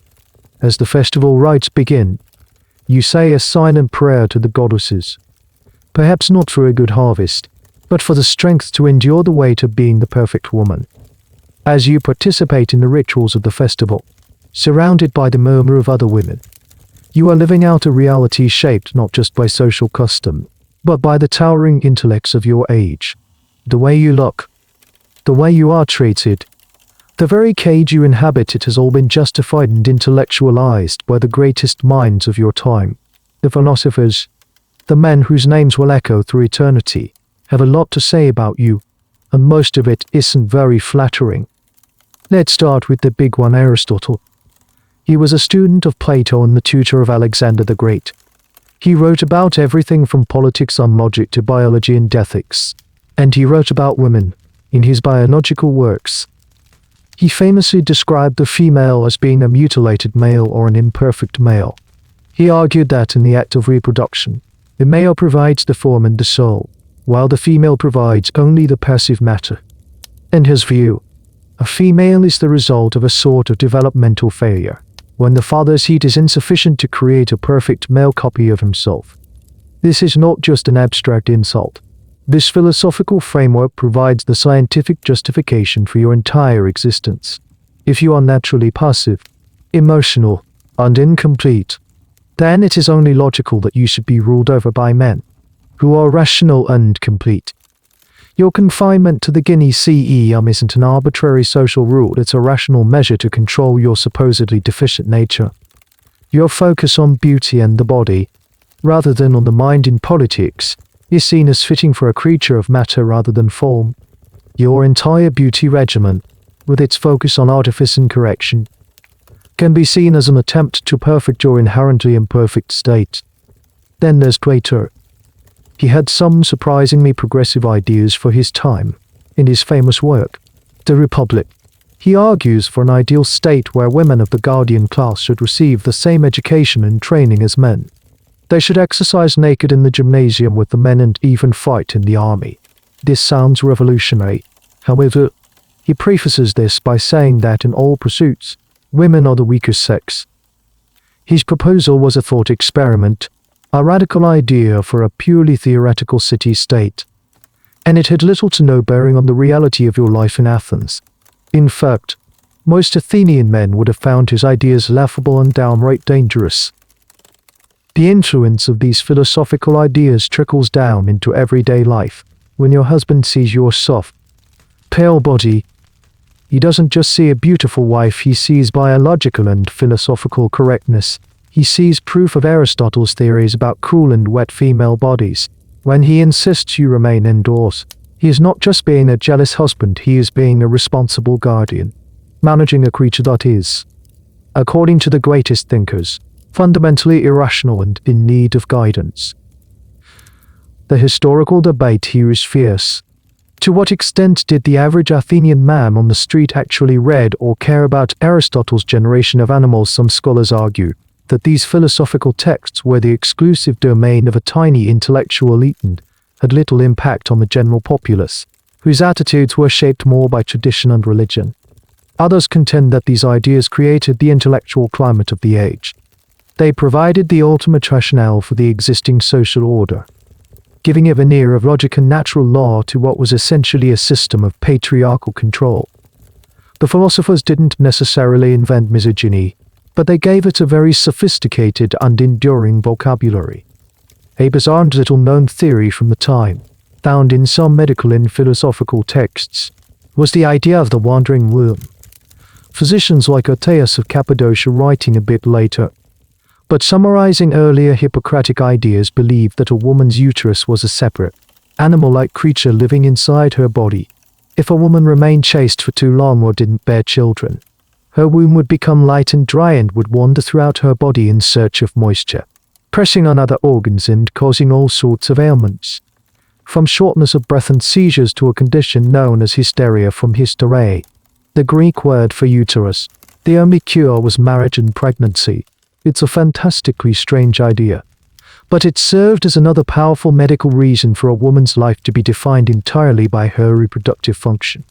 So, as you stand there, making your offering to Demeter, you are trapped in a web of ideas. You are an imperfect male, a vessel of passive matter, a host to a wandering womb. Your beauty is your primary virtue because your intellect is considered suspect and your nature is deemed unstable. The lid on your face and the arsenic on your legs are just the physical manifestations of a much deeper, more pervasive philosophical poison. You have been defined by men, from the sculptors who carved the goddesses to the philosophers who defined your very soul. And within your own rigidly defined world of women, there are still other hierarchies, other women who live by a different set of rules, and carry a different set of burdens. As the festival winds down, you might catch a glimpse of them from a distance. They are the other women of Athens, the ones who live outside the strict confines of respectable marriage. Specifically, you see a hetaira. She is a woman whose profession is to be a companion to men, and her reality is a strange mix of greater freedom and even more intense scrutiny. The hetaira, plural of hetaira, were not common prostitutes born who worked in brothels. They were a class of highly educated, sophisticated courtesans. They were the only women in Athens, besides priestesses, who were regularly allowed to attend the symposium, the all-male drinking party that was the center of Athenian social and intellectual life. While you, the respectable wife, are confined to the gynaeceum, the hetaira is reclining on a couch next to a philosopher, engaging in witty banter, playing a musical instrument, and discussing poetry or politics. This freedom came at a steep price. They could never be respectable wives. They were often for unborn women metics. who could not legally marry an Athenian citizen, or they were from lower class, citizen families. Their children would be illegitimate. They existed in a social grey area, admired for their beauty and wit, but ultimately outside the bounds of polite society. Because their livelihood depended entirely on their ability to charm and attract powerful men, the beauty standards for a hetaira were even more demanding and theatrical than they were for you. While your look is one of quiet, modest, statuette perfection, hers is often more glamorous, more colourful, and more overtly seductive. She might wear her hair in a more elaborate style, perhaps even letting some of it flow down her back. Her chiton might be made of a finer, more translucent linen, or dyed a more vibrant colour. Her makeup would be bolder, where you use a subtle stain on your lips. She might use a more vibrant red. She might use more kohl around her eyes, creating a dramatic, smoky look. The goal was not to whisper her beauty, but to announce it. She was a professional, and her appearance was her primary qualification. She had to compete not just with other hetairai, but also with the idealized image of goddesses and the youthful appeal of the boys who also attended the symposia as companions. The most famous hetaira of all was Aspasia of Miletus. She was the partner of Pericles, the great statesman of Athens. She was said to be so intelligent and skilled in rhetoric that even Socrates would go to listen to her speak. Plato mentions her in his dialogues. She operated a Ceylon that was a center of intellectual life, yet she was also a constant target of ridicule and scorn from comic playwrights, who accused her of being a brothel keeper and having a corrupting influence on Pericles. Her life is a perfect example of the paradox of the hetaira. She could achieve a level of intellectual influence and public presence unthinkable for a wife, but she could never escape the stigma of her profession. Another legendary hetaira was Phryne, the one rumored to have been the model for Praxiteles' famous nude statue of Aphrodite. The most famous story about her demonstrates the power and peril of her beauty. According to the tale, she was put on trial for impiety, a capital offense. Her lawyer, seeing that his arguments were failing, resorted to a desperate, theatrical tactic. He brought Phryne to the front of the court, tore off her robes, and exposed her beautiful body to the male jurors. He argued that such a perfect form could not possibly hide a corrupt soul. Awestruck by her beauty, which they equated with divinity, the jurors acquitted her. This story, whether true or not, is a subject of endless fascination for historians. Is it a testament to the power of female beauty in Greek culture, or is it a grim reminder that a woman's body was her ultimate defense? Her physical form holding more sway than her words or her character, the debate highlights the precarious position of the hetaira. Her beauty was her power, her shield, and her cage, all at once. And this unknown aspect of the hetaira's life was her education. To be a successful companion, she needed to be well versed in music, dance, literature, and philosophy. This education was a stark contrast to your own, which would have focused on domestic management, weaving, and religious rites. In a strange twist of fate, the woman who was considered outside of respectable society was often far more intellectually accomplished than the inside woman she was meant to entertain the husband of. This created a buzz or social dynamic, where a man might seek intellectual and artistic companionship from a hetaira, while expecting only domestic management and legitimate ears from his wife. As you watch the hetaira from across the square, a complex mix of feelings might wash over you. Pity, for her lack of social standing and security. Envy, for her freedom to walk unveiled, to speak with men, to learn and debate, and perhaps a touch of fear, because she represents a world of female existence that is completely alien to your own. A world with different rules, different dangers, and different rewards. She is your shadow self, living a life of precarious glamour while you return to your life of secure confinement. Your paths are parallel but will never cross. You both are striving for a male-defined ideal of beauty, but your audiences, and the consequences of your success or failure, are worlds apart. Now let's take a mental journey a few hundred kilometers to the southwest. Across the Peloponnesian Peninsula, you leave the shaded, perfumed confines of the Athenian Gynaeceum and find yourself blinking in the harsh, open sunlight of a different Greek city-state Sparta. And everything changes. The woman you see here is almost unrecognizable as your contemporary. She is not pale or soft. Her skin is bronzed by the sun. Her limbs are strong and defined with muscle. She is not wearing a flowing, pleated chiton designed to conceal and soften. She wears a peplos, a much simpler, heavier woolen tunic, pinned at the shoulders. It's short, ending well above her knees, and the side is left open, earning Spartan women the nickname phanomrites, or thigh showers, from the other scandalized Greeks. She is not veiled. She looks you directly in the eye. In Sparta, the entire purpose of a woman's life was different, and so, her beauty standards were radically different. Sparta was a military state, obsessed with creating the perfect soldier. This obsession extended to its women. The Spartan logic was simple and pragmatic. Strong mothers produced strong sons. Therefore, a woman's primary duty to the state was to be as physically fit as possible to ensure the health and strength of the next generation of Spartan warriors. From a young age, girls in Sparta received a state-sponsored education that was as radical as it was shocking to the rest of Greece. You, the Athenian girl, were taught to be quiet, modest, and skilled at weaving. The Spartan girl was taught to run, to wrestle, to throw the discus and the javelin. She exercised in public, often alongside the boys, and competed in her own athletic competitions. Her body was not a soft, delicate vessel to be hidden away. It was a powerful instrument for the service of the state. Consequently, the Athenian ideal of a pale, plump, and sedentary woman would be viewed with contempt in Sparta. It would be seen as weak, indulgent, and unhealthy liability to the state. A Spartan woman's beauty was in her strength, her fitness, her sun-darkened skin, and her confident, athletic bearing. She was beautiful because she looked capable. This public, physical life gave Spartan women a degree of freedom and influence that was unthinkable in Athens. They were known throughout Greece for their confidence, their sharp wit, and their outspoken nature. There's a famous story of a foreign woman saying to Gorgo, the wife of King Leonidas, "You Spartan women are the only ones who can rule men."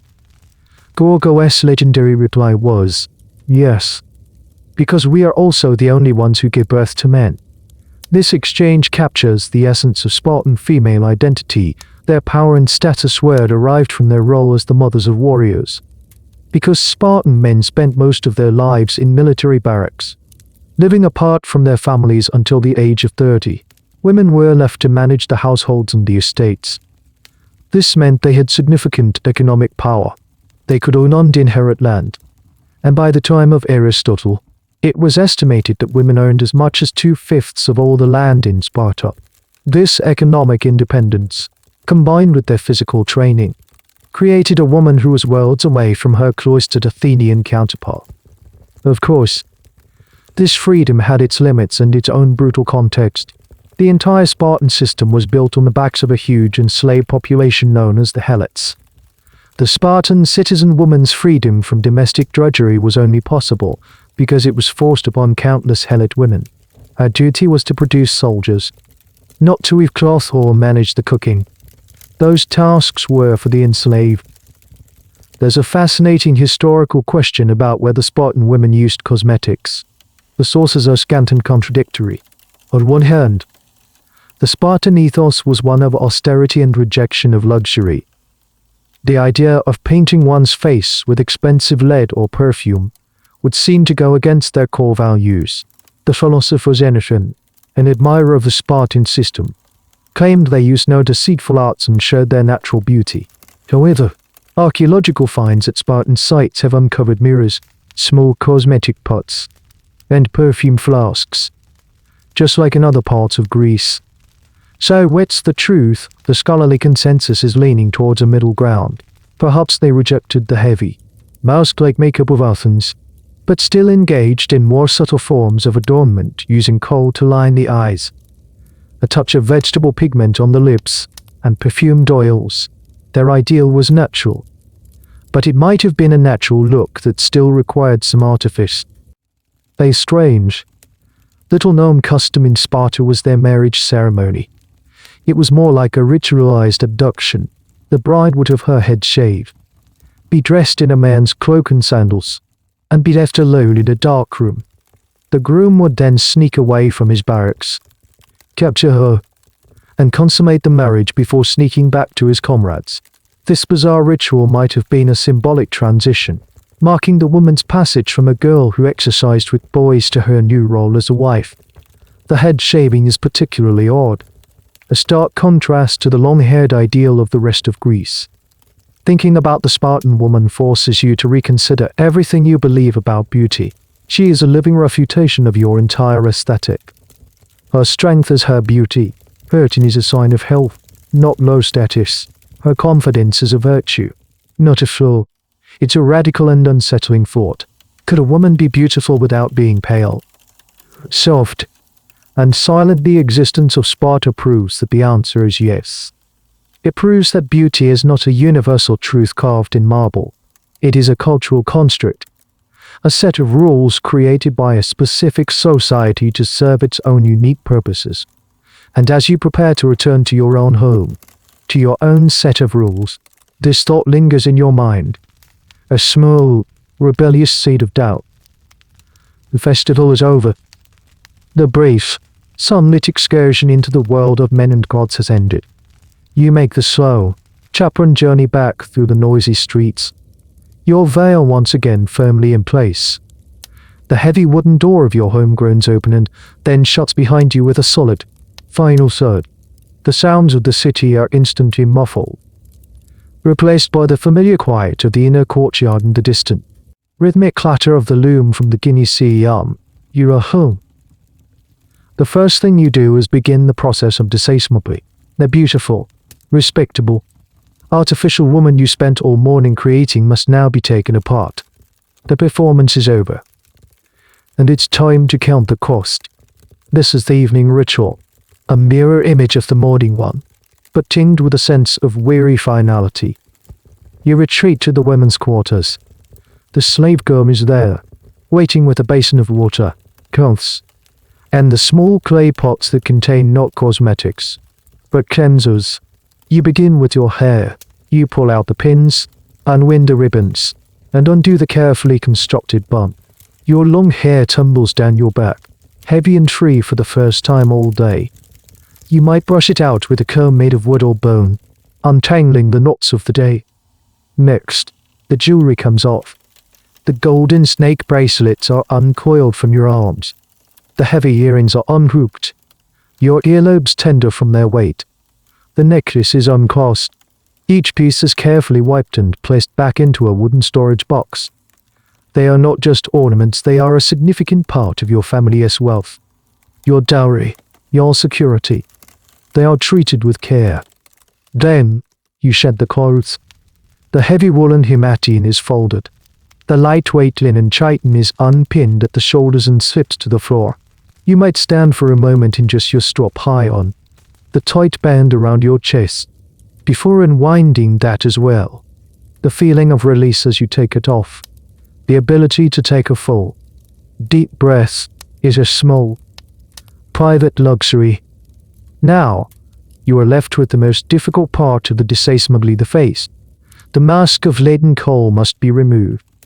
This isn't as simple as splashing your face with water. The CERU spaced is thick, oily, and designed to be durable. To get it off, you need a cleanser. And the cleanser of choice is, once again, olive oil. You smear the oil all over your face, massaging it in circles. The oil works to dissolve the lead-based paste, the soot-based coal, and the waxy, plant-based blush. Your face becomes a greasy, grayish, smeared mess. The elegant statue has melted into a grotesque caricature. You use a soft linen cloth to wipe away the slurry of oil and makeup. It takes several applications, not oil, More wiping. Finally, your own skin begins to emerge from underneath. But it's not the same skin that was there in the morning. It feels tight and dry from the lid. There might be small red blotches where your pores are clogged and irritated. You look into the bronze mirror. The reflection is dim, but you can see the toll. The daily application and removal of this toxic mask is a form of slow, steady abuse. This nightly ritual of unmasking is a moment of profound privacy.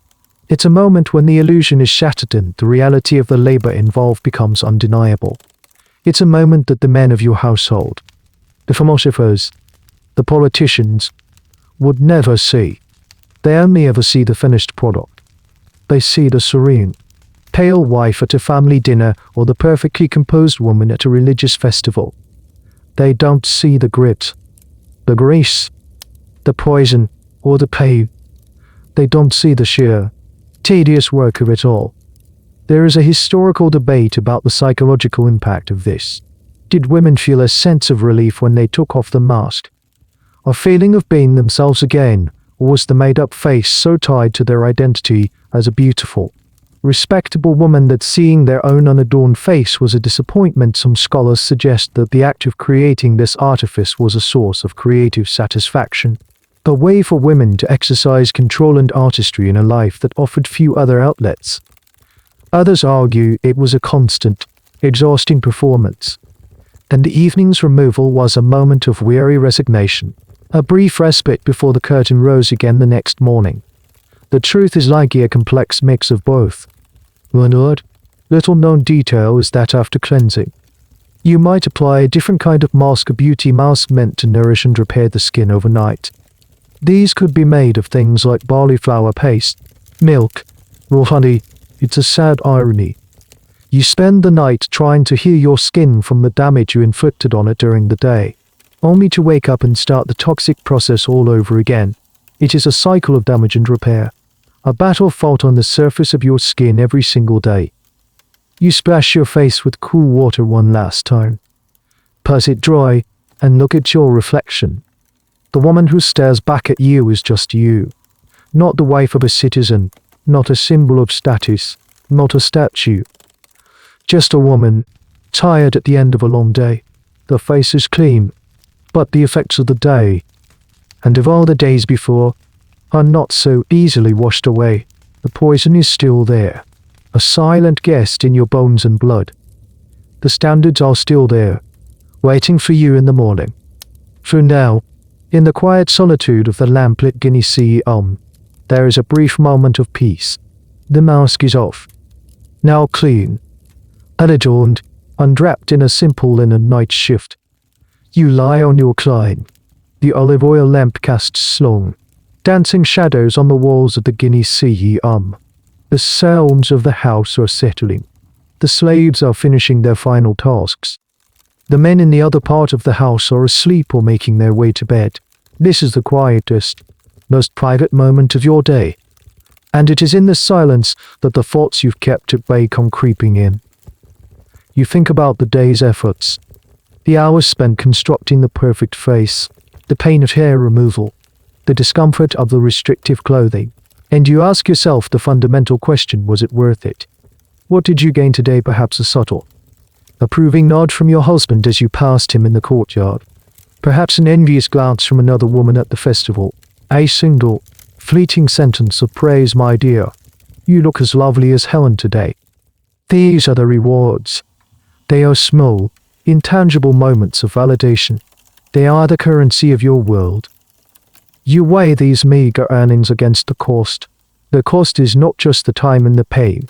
It's the constant, low-level anxiety, the fear of a smudge, a crack in the foundation, a stray hair that might betray the artifice. It's the physical discomfort of the laid mask, the tight strap high-on, the heavy wool hemation, and it's the deeper, unaccounted cost, the slow poisoning of your body, the silent accumulation of lead and arsenic that may one day steal your health, your fertility, or your life. Is a single compliment worth a day of tremors in the future? Is the approval of your peers worth the risk of being unable to bear the son your husband so desperately wants in the quiet of the night?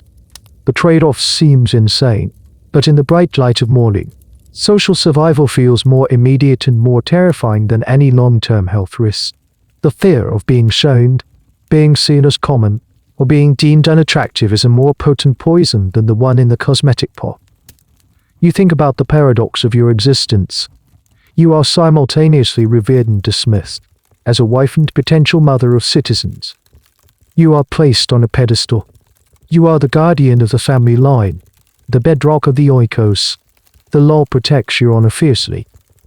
But as an individual, you are considered intellectually inferior, emotionally volatile, and in need of constant supervision. You are treated like a precious, beautiful, and slightly dim-witted child. Your beauty is the source of your power. But it is a borrowed, fragile power. It depends entirely on the approval of others, and it is fleeting. It will fade with age, childbirth, and the very poisons you use to create it. What happens then? An older woman in your society, her childbearing years behind her, enters a new phase of life. She might gain a different kind of respect, the authority of a matriarch who manages a large household. But the currency of her beauty is spent. She becomes largely invisible in a culture that worships the youthful female form. This is a subject that historians still grapple with. What was the role and status of postmenopausal women in ancient Greece? The literature, written by men, focuses almost exclusively on young brides and alluring courtesans. Older women often appear only as background characters: the loyal old nurse, the gossiping neighbor, the priestess. Their inner lives, their perspectives, their feelings about fading from the male gaze are almost entirely lost to us. We can only speculate that for some it was a relief, a release from the exhausting performance of beauty, and for others, a tragic fall into irrelevance. A little-known cultural belief that might cross your mind is the concept of miasma.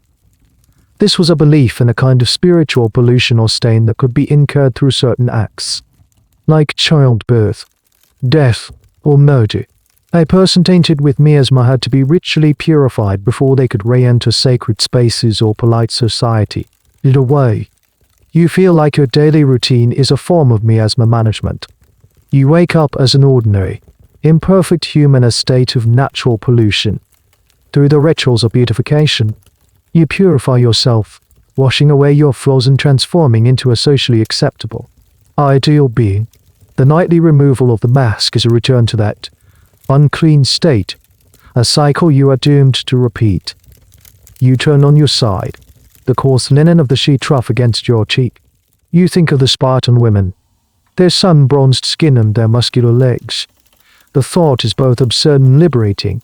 You try to imagine yourself running, throwing a javelin, your hair cut short, your face free of its leaden mass. The image is so alien it's almost comical. It's a different world, a different definition of woman. But you are not a Spartan. You are an Athenian. And tomorrow morning, the sun will rise.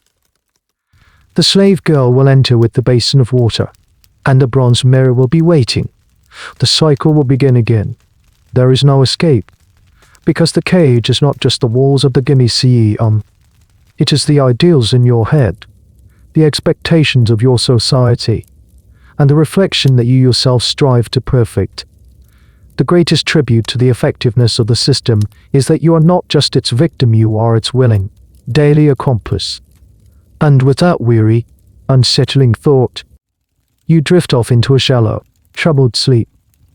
In the hazy space between waking and sleeping, your mind drifts back to them, the statues.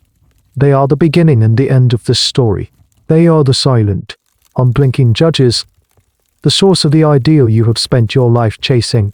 You see them in your mind's eye, lining the pathways of the Acropolis, gleaming under the Attic sun. Aphrodite, Hera, Arsina, perfect, serene, and white. But now, after the day you've lived, you see them differently. You no longer see just divine perfection. You see a list of impossible demands. You see the smooth, straight Grecian nose. And you remember the anxiety of looking in the mirror, wishing your own had a more perfect bridge. You see the placid, bow-shaped lips. And you remember the careful application of red ochre, trying to mimic a shape that isn't yours. You see the wide set, almond-shaped eyes, and you remember the sting of coal powder. And then you see the whiteness, the pure, brilliant, unblemished white of the Parian marble. For your entire life, this color has meant purity, divinity, and aristocratic grace. Now, you see it for what it truly is in your own life, a lie. A dangerous, toxic lie. The whiteness of the statue is the whiteness of the lead pot. The serene surface of the marble is the mask you paint over your living, breathing, imperfect skin. This realization leads to a profound historical question that scholars still debate. What did the Greeks truly think about the relationship between art and reality when they saw a statue of Aphrodite? Did they see a literal representation of the goddess, or did they understand it as an idealization? A kind of philosophical concept of beauty rendered in stone. Plato argued that art was a mere imitation of an imitation, twice removed from the truth of the ideal forms. But for the average person, the line was likely much blurrier. The statues were the most powerful, most divine images they had. They were the standard. You realize now that you have spent your life not trying to be a beautiful woman, but trying to become a living statue. You have tried to make your skin as pale as marble, your body as smooth, your expression as placid. You have been engaged in a lifelong act of self-petrification. The ultimate goal of your beauty routine is to erase the messy, unpredictable signs of life, the blemishes, the hair, the color, the expression, and replace it with the sterile perfection of art. It's a chilling thought. To be perfectly beautiful is to be inhuman. It is to be still, silent, and unchanging. It is to be an object, admired for its surface, with no regard for the living, feeling person underneath. The compliment "you look like a goddess now" sounds less like praise and more like a sentence. This brings you to another, stranger thought. You remember the stories you've heard about the original colors of the statues. An old priestess once whispered to you that in the old times, the great statues were painted, that Athena's eyes were colored, her robes were patterned, her hair was a shimmering gold. At the time, it sounded like a strange fairy tale, a barbarian fantasy. The white was so much purer, so much more beautiful. But now, the idea of a colored statue feels true. A painted statue is an admission of artifice. It doesn't pretend to be pure, natural stone. It is openly and honestly a constructed image. Your own beauty routine is a form of this lost polychrome eye. You paint your face with white, black, and red. You are, in your own way, recreating the original, colorful truth of the statues, but without the honesty. You are pretending that your painted face is natural, just as time and weather have pretended that the statues were always meant to be white. The white of the statues is a historical accident. Your white face is a deliberate deception. A quirky, related fact is the ancient practice of gilding the lily, or in this case, the marble, for very special statues. Particularly Elephantine statues like the Great Athena Parthenos. Real gold and ivory were used, but even for marble statues, details like jewelry or hair might be covered in gold leaf. This further reinforces the idea that the statues were not meant to be monolithic, white objects, but complex, multi-material, colorful constructions. They were assemblies of artifice. Just like you. The white lie of the statues has shaped your entire world. It has defined your ideals, dictated your daily rituals, and poisoned your body. It has convinced you and generations of women that beauty is something to be achieved through pain and poison, that the natural state of your body is a flaw to be corrected. The sculptors, poor men, created an ideal of female beauty out of cold, dead stone, and you, the living woman, have been forced to contort yourself to match it. You finally understand. The pristine white marble is not a reflection of divine purity. It is a blank canvas onto which a society projects its desires, its anxieties, and its rules for women. And you have been the one holding the brush, painting those rules directly onto your own skin. The silence of the statues is the silence demanded of you. The stillness of the statues is the confinement imposed upon you.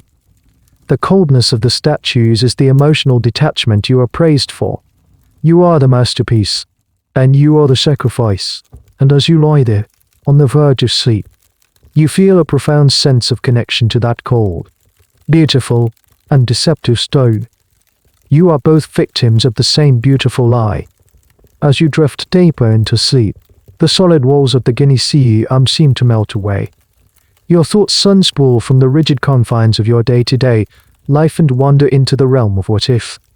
What if you were not the wife of a prosperous Athenian citizen? What if you were born into a different life, a different body, a different set of expectations? You imagine yourself as one of the slave girls who attend you, perhaps the one from Thrace, with her reddish hair and pale eyes. Her skin is naturally tanned from the errands she runs in the sunlit courtyard.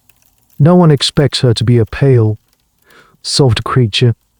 Her value is measured in her strength, her obedience, and the speed with which she can card wool or fetch water. Does she look at your beauty rituals with contempt, with pity, or with a secret longing to have access to the same expensive poisons, to be able to afford the luxury of being considered beautiful? Her life is one of brutal hardship and no freedom. Yet she is free from the specific, peculiar tyranny of beauty. She will never know the fear of a cracked foundation of lead, or the sting of an arsenic paste. Her body is a tool for labor, not an object for display. The historical reality for enslaved women is a grim and complex topic, as their bodies were not their own in the most fundamental way, subject to the whims and violence of their owners. Yet, in the narrow context of cosmetic standards, they existed outside the specific pressures you face. It's a strange and uncomfortable thought, trading one cage for another. Then, your sleeping mind drifts again. You are not a slave. You are a simple farmer's wife, living in a small cottage in the countryside of Attica. Your days are spent not at the loom, but in the vegetable patch, tending the chickens, and making cheese. Your face is browned by the sun. Your hands are calloused. Your muscles are strong from lifting and carrying. The soft, plump ideal of the city is a distant, absurd fantasy. Your beauty is measured by a different standard, by the health of your children, the neatness of your home, the quality of the bread you bake. You might use a simple faux cosmetic, a bit of beet juice on your lips for a festival, a paste of flour to try and lighten a sunburn, but the high-stakes game of use and coal is utterly foreign to you. You are judged by your productivity, not your palate. In the eyes of the Athenian elite, you are common, coarse, and unattractive. But in the quiet satisfaction of your own life, pulling a healthy radish from the earth, are you not beautiful?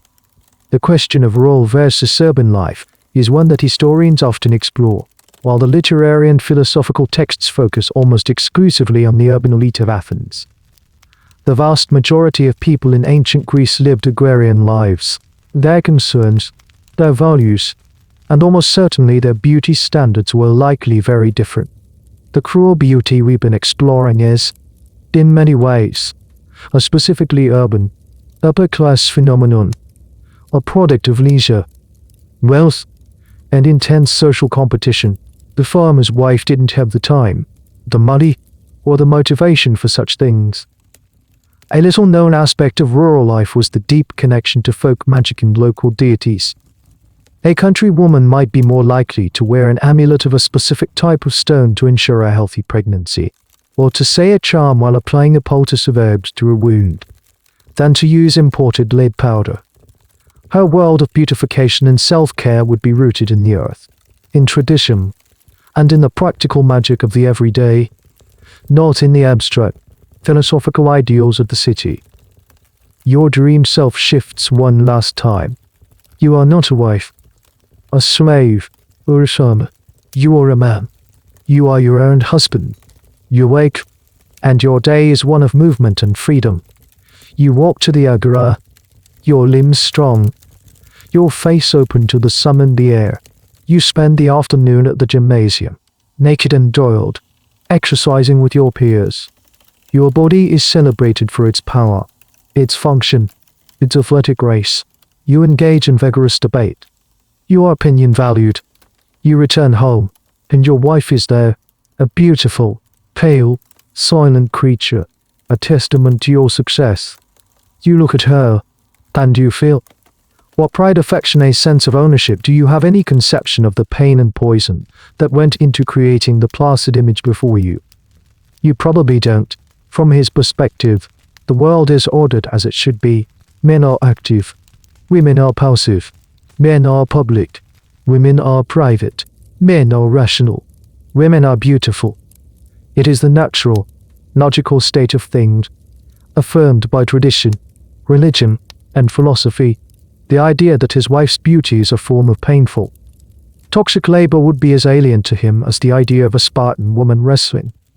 This exercise in empathy, this brief inhabitation of other lives, leaves you with a profound sense of the arbitrariness of it all. Your identity, your daily suffering, your entire concept of self-worth, it's all an accident of birth. It is a script, written for you by the lottery of your conception. You just happen to have drawn the role of the perfect Athenian wife. The thought is both terrifying and, in a strange way, liberating.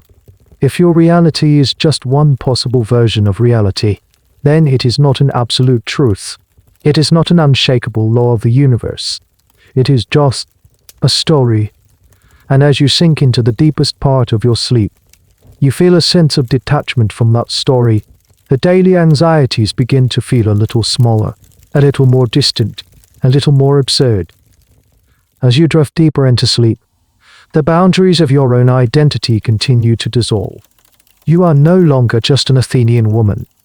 You are a vessel for a larger story, one that has been playing out for centuries and will continue for centuries more. Your personal struggle with the unibrow and the lead powder is just one chapter in the long, strange history of human beauty. Your consciousness drifts forward in time. You find yourself in the opulent world of Elizabethan England. Here, too, women of status prize a deathly white complexion. They use a cosmetic called Venetian use, which is, you guessed it, the same toxic white lead formula you know so well. Queen Elizabeth I herself, with her iconic pale face and red wig, sets the standard. Women tuck their hairlines to create a higher, more intelligent forehead, and they paint on their lips and cheeks with pigments made from cochineal beetles or mercury-based vermilion. The poisons have changed slightly, but the goal is the same and artificial. High-status look that proclaims a life of leisure. The unibrow is gone, replaced by thin, arched brows. But the fundamental principle remains. Beauty is artifice, and artifice is pain. You feel a strange kinship with this bereft, costed woman. She doesn't know about Aristotle, but she lives in a world shaped by similar patriarchal ideas. She, too, is a beautiful symbol of her father's or husband's wealth. She, too, is slowly poisoning herself for the sake of a fashionable ideal. Your mind drifts again, this time to 18th century France, to the court of Versailles. The artifice here has reached its zenith. The pallor is still essential, achieved with lead-based powders, but now, it's augmented with dramatic rouge applied in perfect circles on the cheeks, and towering over it all of the pale face. Enormous, elaborate hairstyles built over wireframes and pads of horsehair, powdered white with flour, and decorated with feathers, ribbons, and even model-shaped, tiny black patches, cut from silk or velvet into shapes like stars or hearts, are worn on the face to cover blemishes often caused by the lead makeup and to send flirtatious signals. It's a look of pure, unadulterated theater. No one is pretending this is natural. The whole point is to look as wonderfully and as expensively artificial as possible. You see in this a parallel to your own world. The Hittite era, with her more dramatic makeup, was a precursor to this. The court of Versailles is a world of Hittite, where social survival depends on constant, competitive display. The pain here is not just from poison, but from the sheer weight of the hair, the constriction of the corset, and the crushing pressure to maintain an impossibly extravagant appearance. The timeline shifts again. You are in the Victorian era. The pendulum has swung in the other direction. Overt makeup is now seen as vulgar, the mark of an actress or a prostitute. The respectable woman's ideal is one of extreme naturalness and delicacy.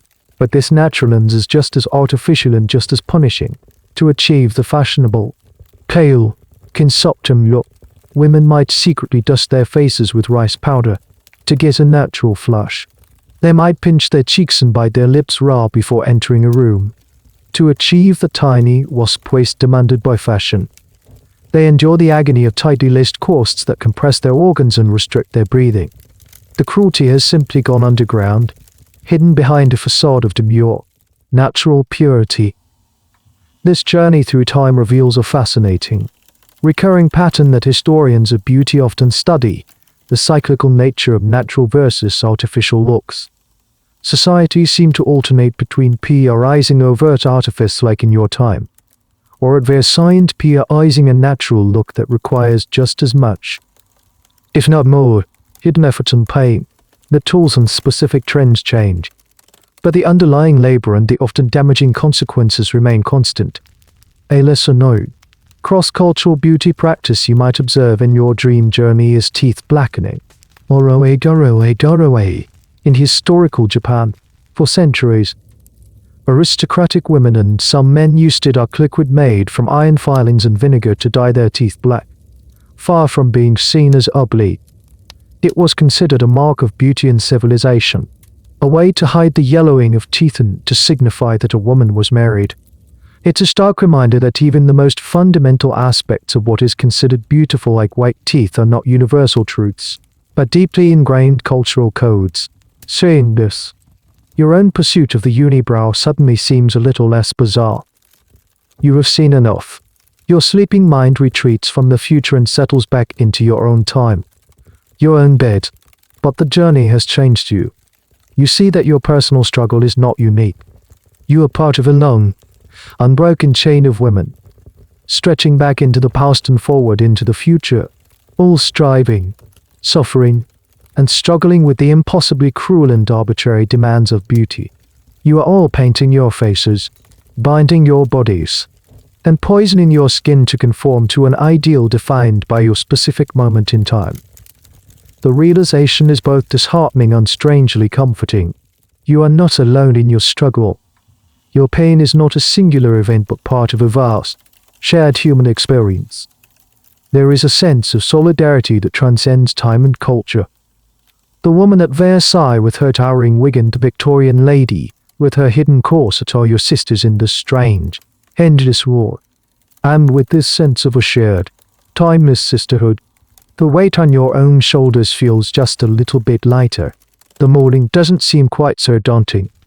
The first hint of dawn finds its way through the high slit in the wall. A sliver of pale grey light that promises a new day. You stir, your mind slowly surfacing from the deep ocean of sleep and its strange, time-traveling dreams.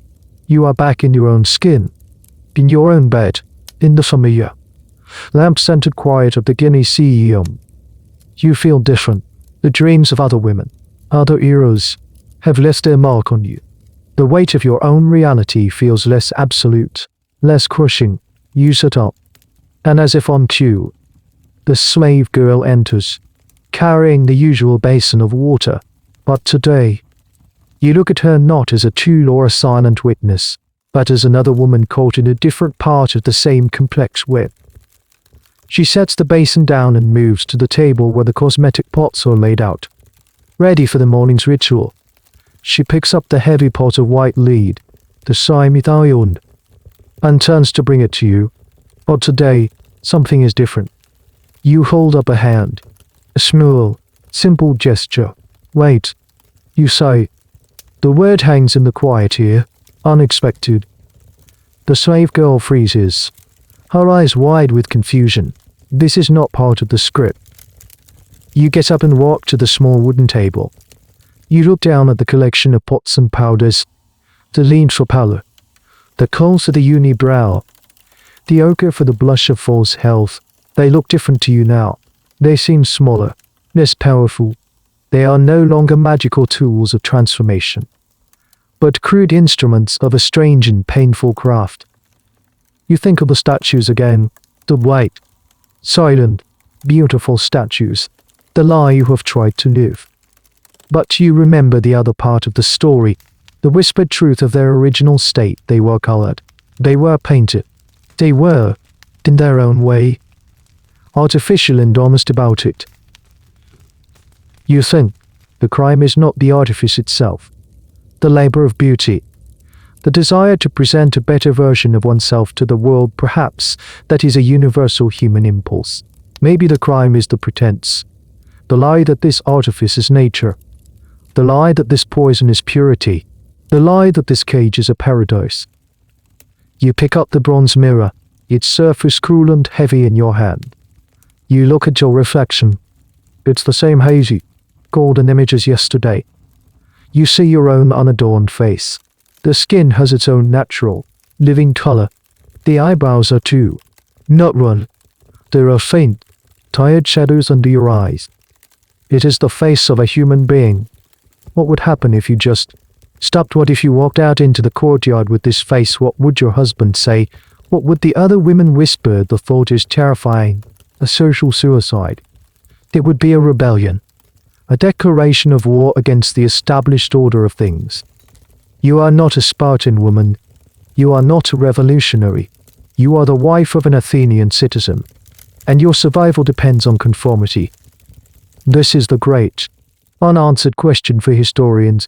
Was there ever any resistance? Did women in ancient Greece ever push back against these oppressive standards? The official record, written by men, is silent on this. There are no accounts of cosmetic boycotts or protests against the unibrow. But resistance can be small and subtle. Perhaps a woman chose to use a safer, less effective whitener like chalk instead of lead. Perhaps she didn't pluck her eyebrows quite as obsessively as her neighbor. Perhaps she wore her chitin in a slightly more comfortable, less artful way. These small, private acts of nonconformity are lost to history, but they must have existed. A little known but poignant detail from the ancient world is the existence of cursed tablets. These were thin sheets of lead, the irony, onto which a person would scratch a curse against an enemy, then fold it up and bury it in a grave or a well, hoping the spirits of the underworld would carry it out. Some of these cursed tablets found are from women. Cursing other women often rivals in love. Make her ugly, one might say. Make her skin rough. Make her hair fall out. This gives a grim insight into the competitive nature of beauty. It was a weapon used by women against other women, a sign of how deeply they had internalized the standards that oppressed them all. You look from your own face in the mirror to the pot of white lead in the slave girl's hand. You are at a crossroads. To rebel is to risk everything. To conform is to continue the slow, daily act of self-erasure and self-poisoning. You cannot change the world. You cannot rewrite the philosophers or smash the statues. But in this small, quiet room, you have a sliver of power. The power of choice, however limited it may be. You give the slave girl a small, weary smile. You nod towards the pot of lead. The rebellion will not happen today. The risk is too great. The habit is too deep. The system is too strong. But, as you sit down and prepare for the first application of the cold, white paste, something inside you is irrevocably shifted. You will still wear the mask. But now, you know it's a mask. You will still play the part. But now, you know it's a part. And that knowledge, that small, secret, internal rebellion, is a victory in itself. You have seen the lie in the heart of the beautiful white marble, and you will never be able to unsee it. The sun climbs higher in the sky. Its light now allure, golden sheet falling through the high window, illuminating the dust motes dancing in the air. The ritual is done. Your face is once again the placid, pale mask of perfection. Your unibrow is a flawless dark line. Your hair is neatly bound. You are the perfect Athenian wife, ready for another day of beautiful, quiet confinement. You walk to the loom, the great vertical structure that dominates the gynaeceum. The half-finished tapestry hangs there, a riot of threads depicting a scene from mythology, perhaps Persephone's abduction, a story of a daughter taken from the world of light into a world of shadow. You pick up the shuttle and begin to weave. The rhythmic thump-clack of the loom is the heartbeat of your world, a sound that has accompanied your life since you were a girl. As your hands move with practice, almost unconscious skill, your mind is calm.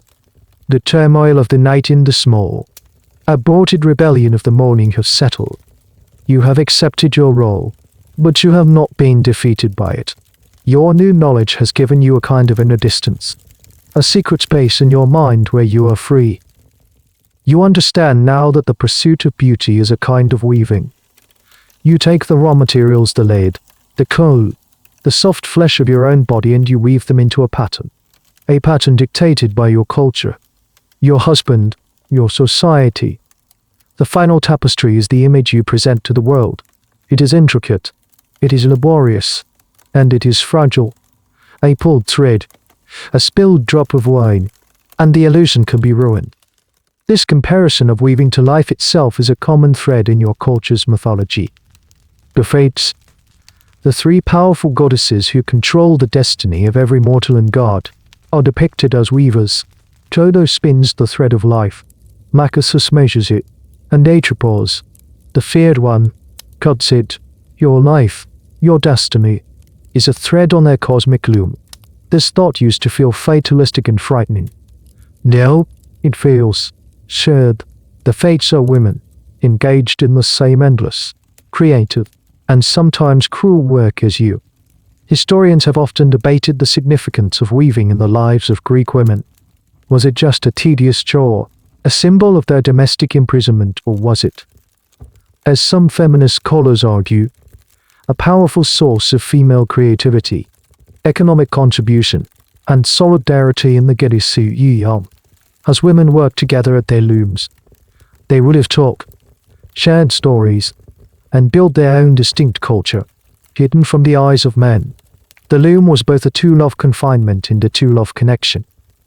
The tapestry was a way for a woman to leave her mark, to create something of beauty and permanence in a life that was otherwise ephemeral. A small, quirky detail of this life is the use of loom weights. These were pieces of fired clay or stone, often shaped like pyramids or discs, used to keep the vertical threads of the loom taut. Thousands of these have been found at archaeological sites. They are humble, everyday objects, but sometimes they are inscribed with the weaver's name, or a small, affectionate message. They are a tiny, tangible link to the individual women who sat where you are sitting now, a silent testament to their work and their existence. I am here, the inscription seems to say. I made this. As you weave, you are not just creating cloth, you are weaving your thoughts, your frustrations, your quiet epiphanies into the fabric.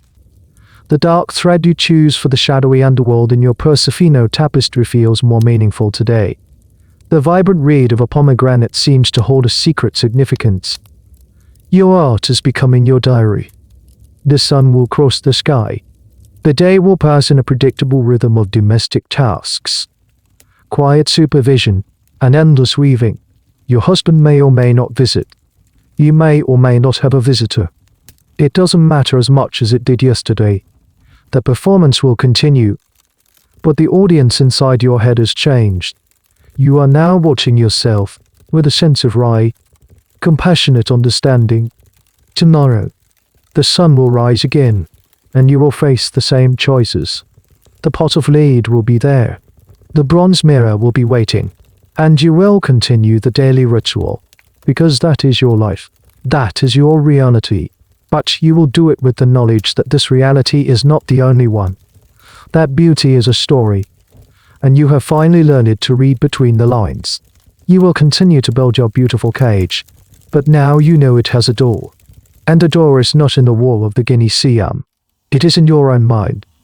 The realization doesn't set you free, not in any practical sense, but it gives you a place to stand, a small patch of solid ground in a world of illusion, and for today, that is enough.